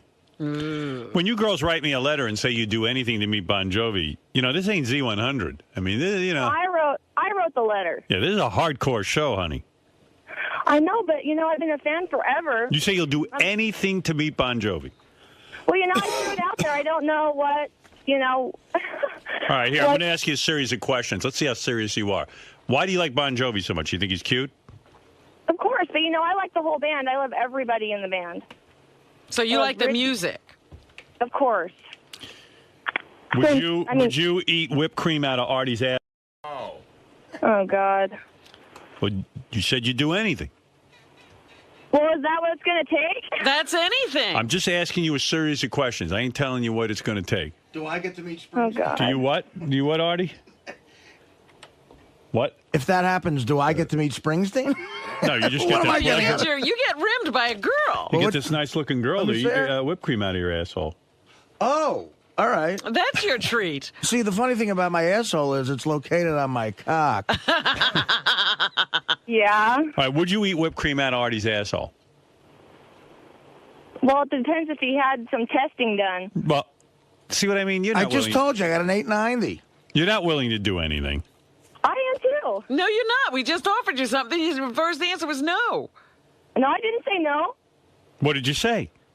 Well, I just said make sure everything's good with him. Let me ask you something. If I told you that you have to lick hot chocolate off an amputee's stump, would you do it? Sure. You will do that? Sure. Oh, but I have to get tested. No. All right, if I get a guy here from the Guinness World Book of Records, and we try to set the record for the most clothespins ever attached to a woman's breast. Would you do that? I would rather do that. You'd rather do Really? that than stump Yes. or put your tongue up Artie's ass and let whipped cream out of it. Absolutely. Absolutely. All right, I'm just Now, trying to you get an idea. realize the breasts have to be bared to put the clothespins on.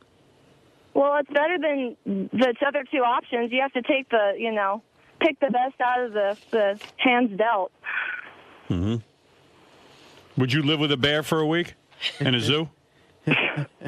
No. You won't. So Live you with a bear? Yeah. That was a tiger. No, I don't know. No, I mean, I don't think you can't even do that. If I can arrange it. You would get killed. No, you would get killed. Yeah, I know. Your sister would see Bon Jovi. Right. All right, let me ask you this. If I bring you in here and I demand that you drink cat urine,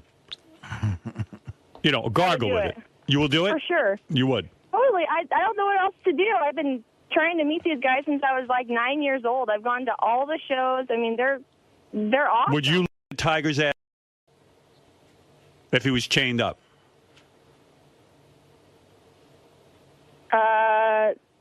I guess. And I have to get tested.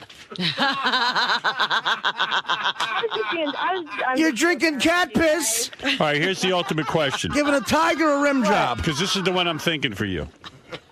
Would you let a cockroach crawl into your vagina? Oh, that's disgusting. Yes, it is. I don't say it's nice. That's the point. I don't know that it's correct even politically, but it's definitely not. Would you let? But it falls under the category anything. Would you allow a cockroach to crawl into your vagina?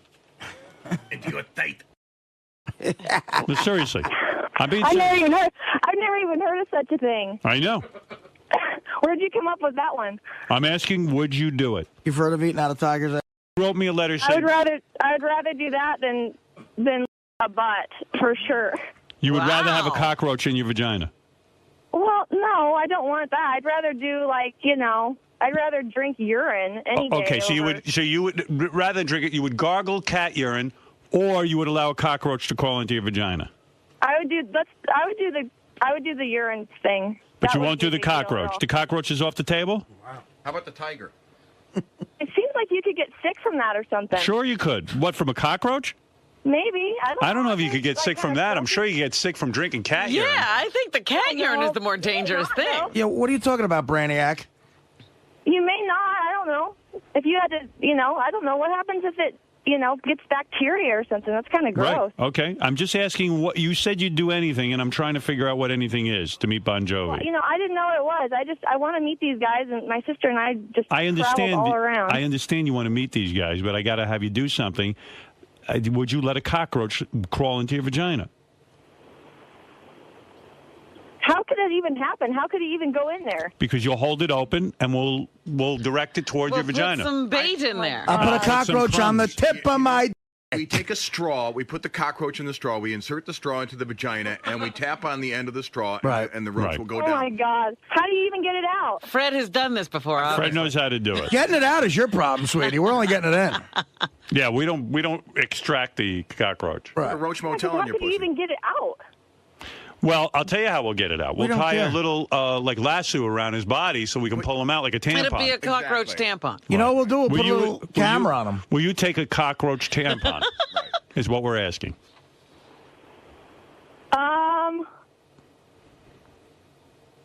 That's what it's going to take.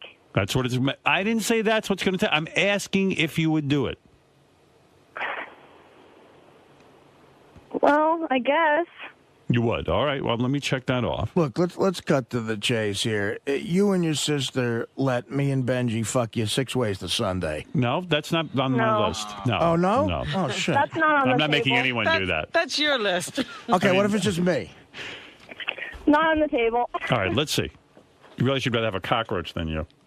I mean, what's this broad's problem? Would Oh, you come hide? on. Would you hide a AA battery in your ass and smuggle it through airport security? Sure. You will. That's better than the cockroach. Okay. Okay. All right. Finally, I need to know this. We're going to do a weird food segment. Would you eat a cooked piece of a person? Yes. You would? Wow. Like if I gave you a hand or something or a thigh. Yeah, that would be, yeah, totally. You'd eat the whole Anything that has thing? to do with that. You would eat a human being? Well, a whole human being? Not a whole human being, like a leg. How do they even prepare that? Well, with salt and vinegar and Garlic, a little the same way garlic. they do a steak. And some cilantro. Saute it. Would you actually kill the person as well? No, sir, I'm being serious. Will you eat a human being's leg? Yeah. Okay, let me check that How off. would they even, yeah. I mean, they have to, Well, like, take all the flesh off or what? No, I mean the skin is What, the did best you part. want it filleted? Skin's all crackly when you eat it. You want the bone? You ever have chicken? Do you ever eat chicken? Do you ever eat chicken? Of course. So they leave the skin on chicken? Yeah, it's true. Right. I'd do it. Wow. All right, finally. And I'm just trying to figure out the parameters here. Okay. Because you sound like you're a player. If you would eat a dead person, would you allow us... That's not really that, but you wouldn't?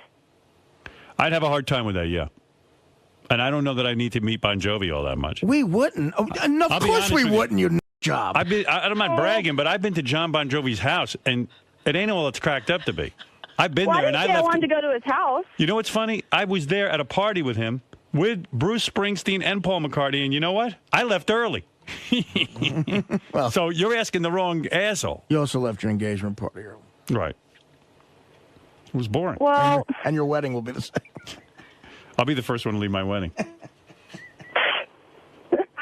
No, What do you imagine will happen when you meet Bon Jovi? No, I want to go see them at their last show in Madison Square Garden. Last show of this tour. Oh, you mean you do all this just to go to a show? Well, no, I want to meet them too. Yeah. We got the runaround when we went down to San Jose. They gave us the wrong tickets that we bought. The whole thing was screwed up. Cute girl We like you. got there. Cute girl like you should have been able to get backstage. She's really cute. Yeah, look, I got a picture right here. It ticked me off when we got there. We got the wrong seats. How'd you get a Mercedes? Your parents gave you a car? No, I worked for it. What do you do? I have a catering business. No kidding. And you're going to accept a cockroach and eat a person? Yeah. Hey, I could probably cook up the leg pretty good. Look how cute she is. Look at the TV camera. Really good. She's really cute. Yeah. Season it up, I don't know. It's kind of nasty. I bet you Richie Sambora would bang you hard. How did she not get backstage? I don't know. I asked. We met the guys from AEG Live, and they're like, "Oh, Bon Jovi never does a meet and greet," and it's like, what? Could we put a live mouse in your ass? Sure. Okay. And finally, and this is a big final one, would you allow us to raise a hamster in your vagina? I don't think that's a good one. Just like it's in there and then it pokes How its out. long does it have to stay to be fully grown? Well, I mean, it lives in there for like an hour and then we feed it. Oh, that's There's raising. no way. There's not room for that. You're tight? Definitely. We'll make room. I was going to say the hamster had to live there for 2 years, but I can see she ain't even going for an hour. Well, that's raising it. Yeah, There's no room. Would you be willing to I go think down it's to? better for me. Would you be willing to come to New York? I'll set it up. You can meet Bon Jovi right here in the studio. Okay. But you'd have to go to Ground Zero, the sacred ground of 9/11, and hold a sign up supporting Al Qaeda.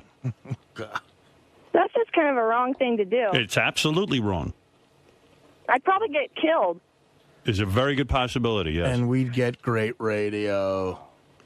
But would you be willing to do that? Could I have a little sign on the back of me that says not? No. It would say, I love Al Qaeda. What's the right point? at Ground Zero. I love Osama. I love Osama bin Laden. You think they'd really believe me? I don't know. That's for you to find out. Osama bin Laden rules. Just dress like I normally do? Yes. Topless. They probably would arrest me. They might. They very well might. Topless, they'll definitely arrest you. But just think of your rewards. You get to meet John Bon Jovi. Oh, wait a minute. Is it just John? I don't get to meet Richie. I want to meet Richie. And Richie. And Gary Bryan. And What about Tico. Tico and David? And Tico and David. I love those guys, too. David Bryan. Yes. Gary. Tico just got a new haircut. He looks pretty good. Yeah, you would meet Tico. But you've got to go down topless to Ground Zero and wear a sign that says, I love Osama bin Laden and Al Qaeda. I'd do it. You would do it. Nobody would think it was legit because I'd be topless. You better hope they don't think it's legit. Well, they wouldn't. It would be kind of, if I wasn't topless, then they would think that. They'd know it was a radio promotion. Yeah, they would know if there's a girl standing out there, a blonde chick with her boobs hanging out with a sign. All right, here's the final thing you'd have to do. If I'm trying to figure out what I really want you to do. Would you agree, since you said you'd do anything? Okay. You have to taste the sperm of everyone on the show, all the guys, and then give us an opinion on who tastes the best. I'd do it. All right. Yeah, I was going to say, you're a caterer. You're used to taste testing. Yeah, in other words, we'll blow our load into your mouth, and then you... No, that's how it goes. That's not the same thing. Well, how you All going to right, taste it? well, you want us to blow our load into a cup? Yeah, you bring in your little specimen, and then that's how it would go. And then I could probably try and say, okay, who's who. We're going to number them, and then you can tell us which one is best, and then we'll reveal whose number is what. She's adding stuff. Yeah. She could identify. Well, doesn't that sound better? I can't even believe what you're telling me. You really She's are. working on this contest. Wow. Now I got to Hey, read I for Bon didn't see you Jovi. guys would call. Everyone was making fun of me that I sent something out, but, I mean... How How else about am I going to do it? I live out in the sticks in Oregon. how about one last thing? Honey, you're not screwing around about this. She really wants to meet Bon Jovi. You actually ruined the bit because we were going to gross you out, and then... But you are a real player. Totally. Artie, what's your idea? To get to meet Bon Jovi, would you consider shutting up for 2 seconds? That was rude. Would you be willing to fly to Hyannisport, where Ted Kennedy is the most popular, and wear a sign that says "Kennedy deserves brain cancer"? Would you wear? Would you wear? Yeah, that's a terrible thing. Oh, well, It's a one terrible amendment. thing. Would you wear a sign that says "Era"? That's better than the Al-Qaeda thing. All right. Okay, is? so that's a yes. It's Yeah, a terrible I'd thing. do it. Would you take It an? is a terrible, but nobody would believe it. I mean, that's just really temporary, you know? Right. How long are we talking for? Would you take an Alka-Seltzer enema? Sure. That means your whole ass will be foamed up. That's okay, All right. No, I'd do it. All right, I'll tell you what I'm going to do with you. I'll talk to Bon Jovi and see if I can't get those guys to come in here because it sounds like you're a real player. That would be awesome. Would you be willing to go to a hospital and spit on some cancer kids who are dying of cancer? That's really sad. It's sad. It's a horrible thing to ask of someone. I think it's the most rude thing I could ever ask, worse than the Al-Qaeda thing. No, it's actually probably the worst thing you mentioned out of everything. That's right, but that's what it might take. Would you be willing to go to a hospital and spit on kids with cancer? How would you even do that? I can Well, arrange you'll do it. I don't have to worry about doing it. You do. Just go into hospital rooms? You just walk. If I can individually, get you one in the hospital, you walk into their room. You say, "Excuse me, I understand you're dying of cancer." And the little kid, 5-year-old, 6-year-old, would say, "Yes, that's true, ma'am." And then you just hock a loogie on him. And the spit is dripping down his bald head. Right, but you have to bring evidence. But after it's over, you know, you get to see Tico's new haircut, everything.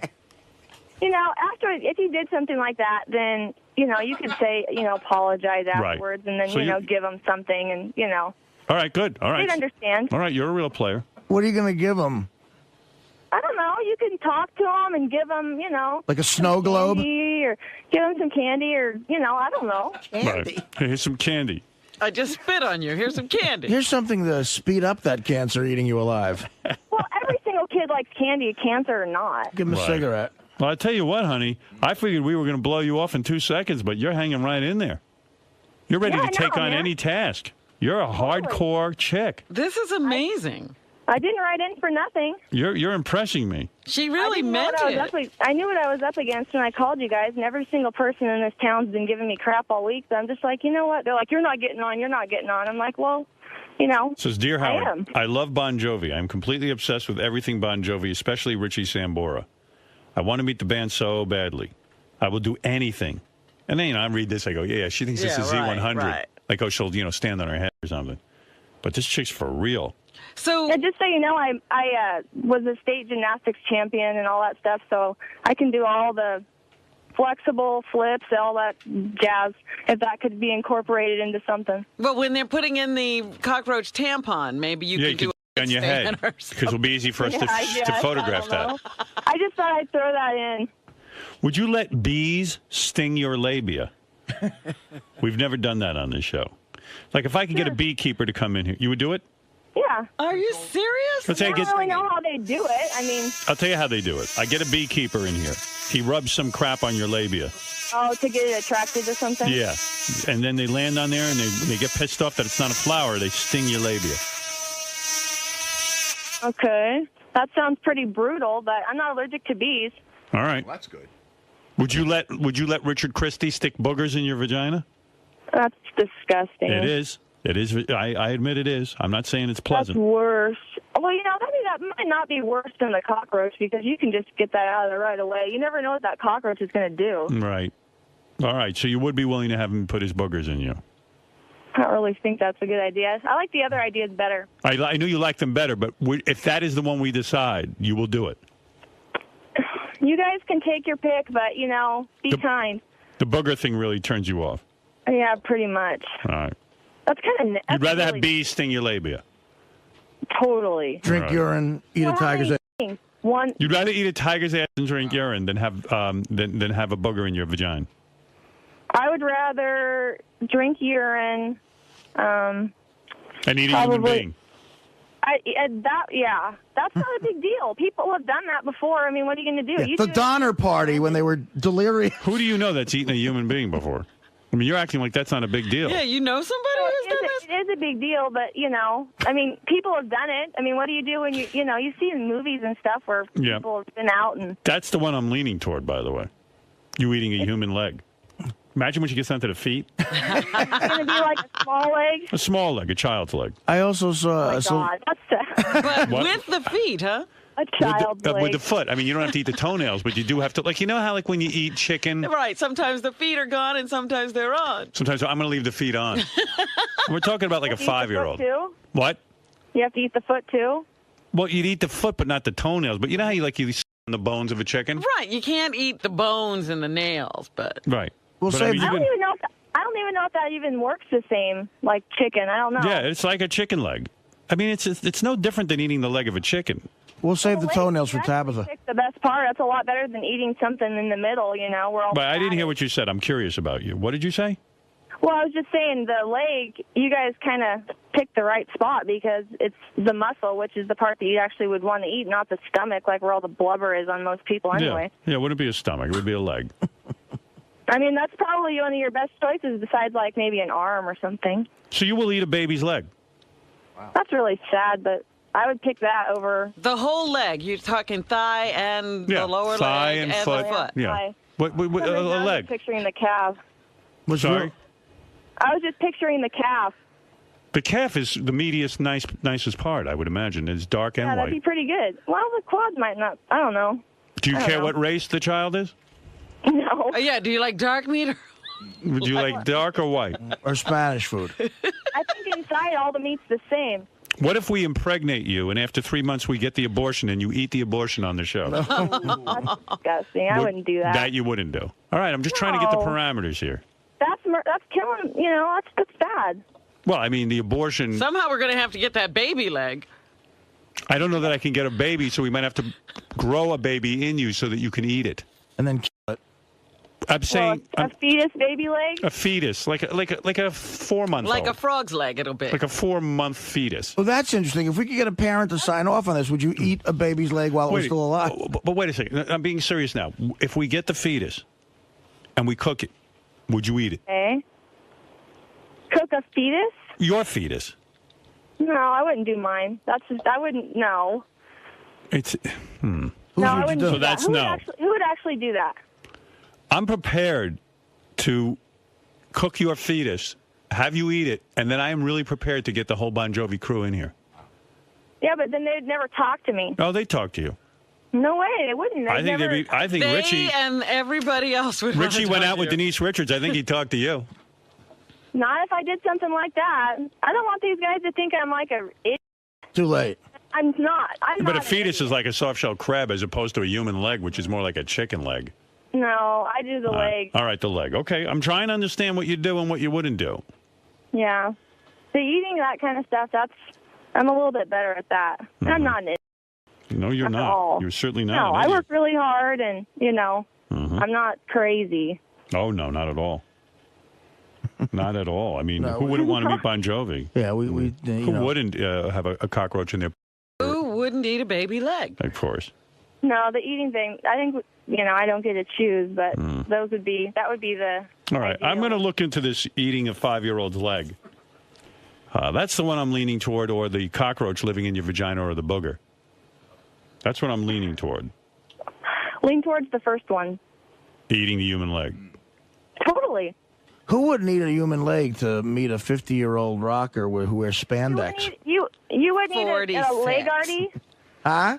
You wouldn't eat somebody's leg? Artie would eat anything. Oh, well, only if it meant staying. I was just gonna say, that would probably be the most nutritious thing. Rich, you're on the air in Cape Cod. Hey, how's it going, Howard? Hey. Hey, I just wanted to say that this lady, she obviously has some kind of mental issues. I'd like to donate $700 to anyone at Best. Hey, relax. I'd like to donate $700 to one of the best charities if I could come in and meet Bon Jovi whenever the next time they're on. You don't even have to have them on. You have to. This chick is hardcore. I'm very impressed with her dedication. I haven't done anything yet, so you can't even go there. Right. Yeah, I'm just trying to find out what it is we can do, and I understand that you draw the line at eating your own fetus. Totally. I wouldn't do something like that. Well, you thought about it. Would you eat your own finger? No. No. And then I don't have a finger. I know that. I'm just seeing if you'll do it. No.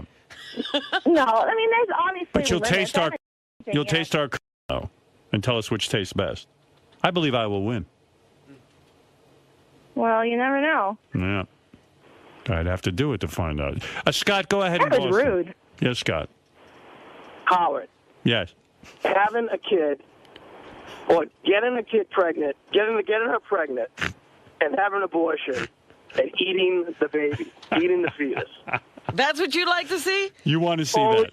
No, I don't want to see that. I can't even fucking Scott votes for that, Nicole. I don't know. My audience. do that. I have to please my audience. I'm going to have to impregnate you, and then we're going to eat the fetus on the air. Oh, my God.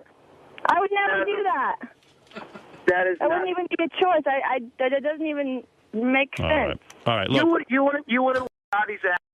Yeah. Eat a fucking baby. That really, I thank you, sir. I know, I'm a little insulted. I'd like the one thing you want to do is eat your. I have to get tested. You know what? Now I want to get tested. I want you. I tell you what I'm going to do, Nicole, because I'm short on time. Let me think about this. Now that I understand the parameters, and I will get back to you with what I'm going to offer you if I can get Bon Jovi to do this. Okay? Okay, so I'll be able to meet the band and go to the show? I believe so. Yeah. Sweet. All right. And it's back down the rabbit hole for you. Oh, give me a break. I haven't done anything yet. And you guys... Would you be willing to be thrown into an active volcano? No. All right. Okay, got it. Die. All right. Thank you. Thank you. Right. Bye-bye. Bye. All right, that is Nicole. We're trying to figure out what she would do to meet Bon Jovi, and I'm now aware of the parameters. So, Gary, what do you think about Nicole calling in this morning? Like, she said she'd do a lot of stuff, but you really think she'd do it? Is she just one of those people that just wanted to get on the show? No, I think, you know what, she wrote us a letter, and I saw the letter, and she looked like this nice, clean-cut girl, and she said, I'll do anything to meet Bon Jovi. And I brought her up at the meeting, and I said, you know, she doesn't realize what anything means. You know, and I thought the bit was we throw all this wacky shit, she'd be totally insulted. It turns out she knows what anything means, so I thought she was like a player. And, I mean, I don't think she's looking to do any of that stuff, but I think she really wants to meet Bon Jovi that badly. So I think she would do some of that stuff. You didn't think, like, some of the stuff just sounded like she was yesing you guys, and she's like, No, I'll do that. Because she said no to some things. True. You think she'll really eat a human leg, even though you guys I could really let her do that? But. No, I couldn't really let her do that, but I could totally see her with her tongue in Artie's ass. So you think she's going to come up to the studio sometime soon? We have to figure out what we can get her to do, and I got to call Bon Jovi, but she'll do something wacky to meet Bon Jovi. Which one would you want her to do? I'd like to see a hamster raising her vagina. The hamster? Yeah. I was a fan of the cockroach tampon. This is a Howard TV original production. Here's a taste of what you have to look forward to. On this episode of The Bonus Show. Witness Ganji risk his life during a charity bike ride. It's all uphill. You can't touch it before you dust it off. Every man should bring a Howard towel. Beth O gets slobbered on at her book signing. He's like, you better give me my din if you're going to tell me that. And Benji has the hots for one of the actors on Full House. Stamos is better looking.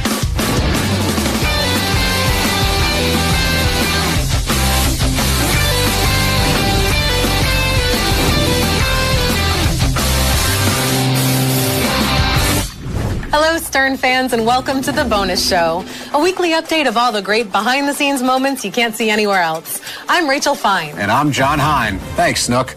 And Rachel, by the way, you do look fine. Get it? It's playing your name. I get it just fine, Hine. Time to shine. Let's dive right in with a woman who's too cool for two names, Jewel. You look divine. Thank you. Thank you doesn't rhyme. That's where your setup is right there. Hey, Joel. Hey, how are you? Nice to see you. Sounds good. All right. You're good? a true professional over there. No, he's not. Don't give anybody a big Don't head. give anybody a big head. No. It'll come work for me, won't it? You'll fix it. I might need a job soon. We've talked before about how incredibly athletic the staff here at the Stern Show is. That's right, John. And when it comes to people who look good in tight bike pants on our staff, one immediately thinks Ganji. Agreed. Ganji recently participated in a mass bike ride where he proceeded to breathe heavily over all 5 boroughs of New York City. Okay, going over the Queensboro Bridge, which was really tough because it's all uphill. So I couldn't talk then. But now I'm going to park this flat. So, looks awesome. I'm almost done with this bridge. At least we're on the flat ground now. I don't even know if you can hear any of this. But at least we're on flat ground. I don't have to walk home. Thank God. I think that was the last hill of the ride. Betho's new book is causing quite a stir among the canine community. You mean because she spelled God wrong on the cover, right? John, that is purposeful. It's supposed to be a joke. Well, I'm sure God doesn't find it funny. Please help me. Here is Betho at her book signing in New York. I can't. I'm buying these and giving them all as gifts to my friends. Thanks, man. You were wonderful. Oh, you did not. Thank you. Wait. Thank you for all your work you did in culinary. It's so nice of you to come and support me. We really love you on the Facebook page, Howard page. Oh, yeah? Stern Facebook super fan. I have to check it out. You want some din din? He's like, you better give me my din din if you're going to tell me that. We have Apollo and Walter. Yeah. Oh, my God. Aren't they? Are they related? They're licking each other. No, they're not. They're not. We were walking down the street and there was an adoption service and the little one grabbed his shirt. And wouldn't let go. Like, that's it. Yeah. She or he? He. They thought he was a she when he gave him to us. Probably the vet said no to he. You can touch this. You want to touch this. Go ahead and touch this. John, what are you doing? MC Hammer song. I love that song. The song is You Can't Touch This. I don't want to, but feel free to touch this. Here are the inseparable MC Hammer and Emmanuel Webster Lewis from way back in 2003. Stop. Hind time. The Howard Stern Show's Blast from the Past. What do you got? No. You can't expose game before games should be exposed. This is only exposed for the TV show. This is all taped. He's not gonna know. I'm not gonna tell him. You go on Howard Stern, you should never worry about anything. Every man should bring a Howard towel. Let me show you how that works. Howard says something you wasn't ready for. Well, really, Howard.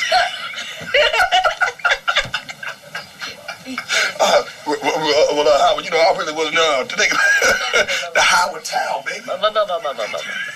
You got to have a Howard towel. Howard, I wasn't really there. It wasn't me. That was my shadow, caricature of me, man. Wow, that sweater Webster had on was circa 1987. I think he pulled it off. Now, Rachel, you and I are somewhat boob experts, wouldn't you say? How so, John? Well, I like them and you got them. Actually, you've got them too. Sorry, this is leaning towards uncomfortable. No, not at all. You want uncomfortable, you can either unleash those puppies and jog 10 miles or watch this clip. The Howard Stern Show Creative Meeting. Sal, I wanted breast reduction, Howard. Would you be opposed to that? The guy sucking fat out of my tits? I'm not kidding you. I got tits, and get on my treadmill. Oh, and you also want that sucked out too. No. Are you serious? You're so vain. I'll do this tomorrow. I got tits. Yeah, I was saying. Start at your stomach and work your way up. All right. Have you ever heard of a? I'm not. What are those? What are those? Where do we suck the fat out of your tits and put it in your chin? And now for the only thing John loves more than his wife, it's time for the wrap-up show. No. That's not the only thing. Wrap-up show, Pittsburgh Penguins, then my wife. Just kidding, honey. And Benji's loves consist of John Stamos, John Stamos, John Stamos. In that order. So you think every woman in the world is sexually attracted to John Stamos? Yes. He's going to be so happy to hear that. You just made his day. He doesn't think he's good looking? He has doubts about his look? He's a very good looking guy. He's one of the best looking guys on the planet, but that doesn't mean that every single woman is into him. Do you think George Clooney has ever been turned down? Brad Pitt? You think Brad Pitt's ever been turned down? Yes. And you think they've been turned down just because? Stamos is better looking. He is. So who's better looking than Stamos? I'm sure there are people. Like no celebrity comes to mind. Okay, so he's the best looking male celebrity you've ever seen. Personally, I like his Semitic look better, but I mean, as a universal look, yeah. Who's the hottest Semitic guy you know? I mean, I really think I know he thinks he's ugly. I think Howard is a very handsome look. All right, we're moving off this. The old adage, if you don't have anything nice to say, don't say anything at all, really applies around here. Especially when the not so nice thing is referring to someone you work with as a pedophile. I really do think that sounds like a pedophile. What? I know, Gary, what the fuck is that? In the show now, that's awesome. Well, you know what pedophile means, right? Gary, for once, you're not being called that, Gary, John. I think you're a baboon who can't throw a ball and has a shitty book coming out. Hold on, how is Sal a pedophile? Yeah, please explain. That's fucking wrong, Hold Gary. on, Whoa, let him finish. Don't be upset, Sal, that somebody calls you a pedophile. Say you are a pedophile. I know, you did that comparison last time. I didn't say Come you up with are. something. Hey, the only person who fucks kids is John Hine. It's not me. Pedophile. John Hine is the pedophile. Take a deep breath. Let Gary explain himself. I'm about to make an analogy. I didn't say it's a horrible one. I didn't say you are a pedophile. Welcome to the club. You're like a pedophile. You're like an asshole. You're not really an asshole. You're like an asshole. A pedophile. You're a fucking douche. Not a douchebag. You're like a douchebag. Come on, a pedophile is never cured. They just manage like to your know, breath, never they cured. Just manage to know how to suppress their urges. To bolster the pedophile analogy, and Sal, I'm just using his terminology here. I don't have herpes. You know what? Because Sal is a lot like that in the sense that it's all or nothing. Like, if you've noticed, he stopped pretty much going in the studio completely. Like, because he's almost like, you know, like a pedophile doesn't want to be around little children. Sal doesn't want to be around Howard. Because it might bring up the feelings. Go eat something, please. But once in your life, the other day, he came up to me and you're like, "Oh, can you go in and tell Gary this is on page 2?" And I'm like, "Why don't you just go tell him yourself?" And you're like, because out of respect to you don't know the deal with the studio. The studio Howard's like a little kid, and the studio's like a school. Richard Christie is one of the few staff members who've had the distinct pleasure of traveling on a plane with a drunk Beetlejuice. Here's Richard sharing the memory on the wrap-up show. Beetlejuice was the only one who would ever drink with me if we had a flight at 6 a.m. If you're drinking with Beetlejuice, are you really drinking with someone? I'll tell you, it's a blast to drink with Beetlejuice. We had some good... Because he's like a normal person. When he's sitting at the bar and he's drinking a whiskey and he's complaining about money and he doesn't like traveling, like it was and he fun. tells you he's mad because he's 1,100 pounds, that sort of thing? Yeah. Well, then the best was when we were at LaGuardia and he did a bunch of shots of whiskey and we went to go get on the plane and he goes, "Stop here, man, I gotta get something to read." And we stopped at a little magazine shop and he comes out with a Wall Street Journal. Well, if that wasn't the best show I've ever been a part of in all my professional career, I don't know what was. For my overly coiffed co-host Rachel Fine, I'm John Hine, and we'll see you next time. Okay, Fine, you gonna whine that we don't end the show on an enzyme? Okay, that makes no sense, you putz. Okay, basically, I think you're trying to say that it would be hard to top this show. The next show is going to suck in comparison. All right, we have a lot to look forward to. I'm just being honest. Don't shoot the messenger. Jeez. You want to keep rhyming? McKind? Is that even a word? On this show it is. Okay, good. At least Gary thinks so. That's what he's got. You want to sign this? Well, this guy makes me... Dude, what the fuck is he gonna sign it for? He can sign it. He was part of the show. Oh, please, he's been gone for years. What am I doing? Right.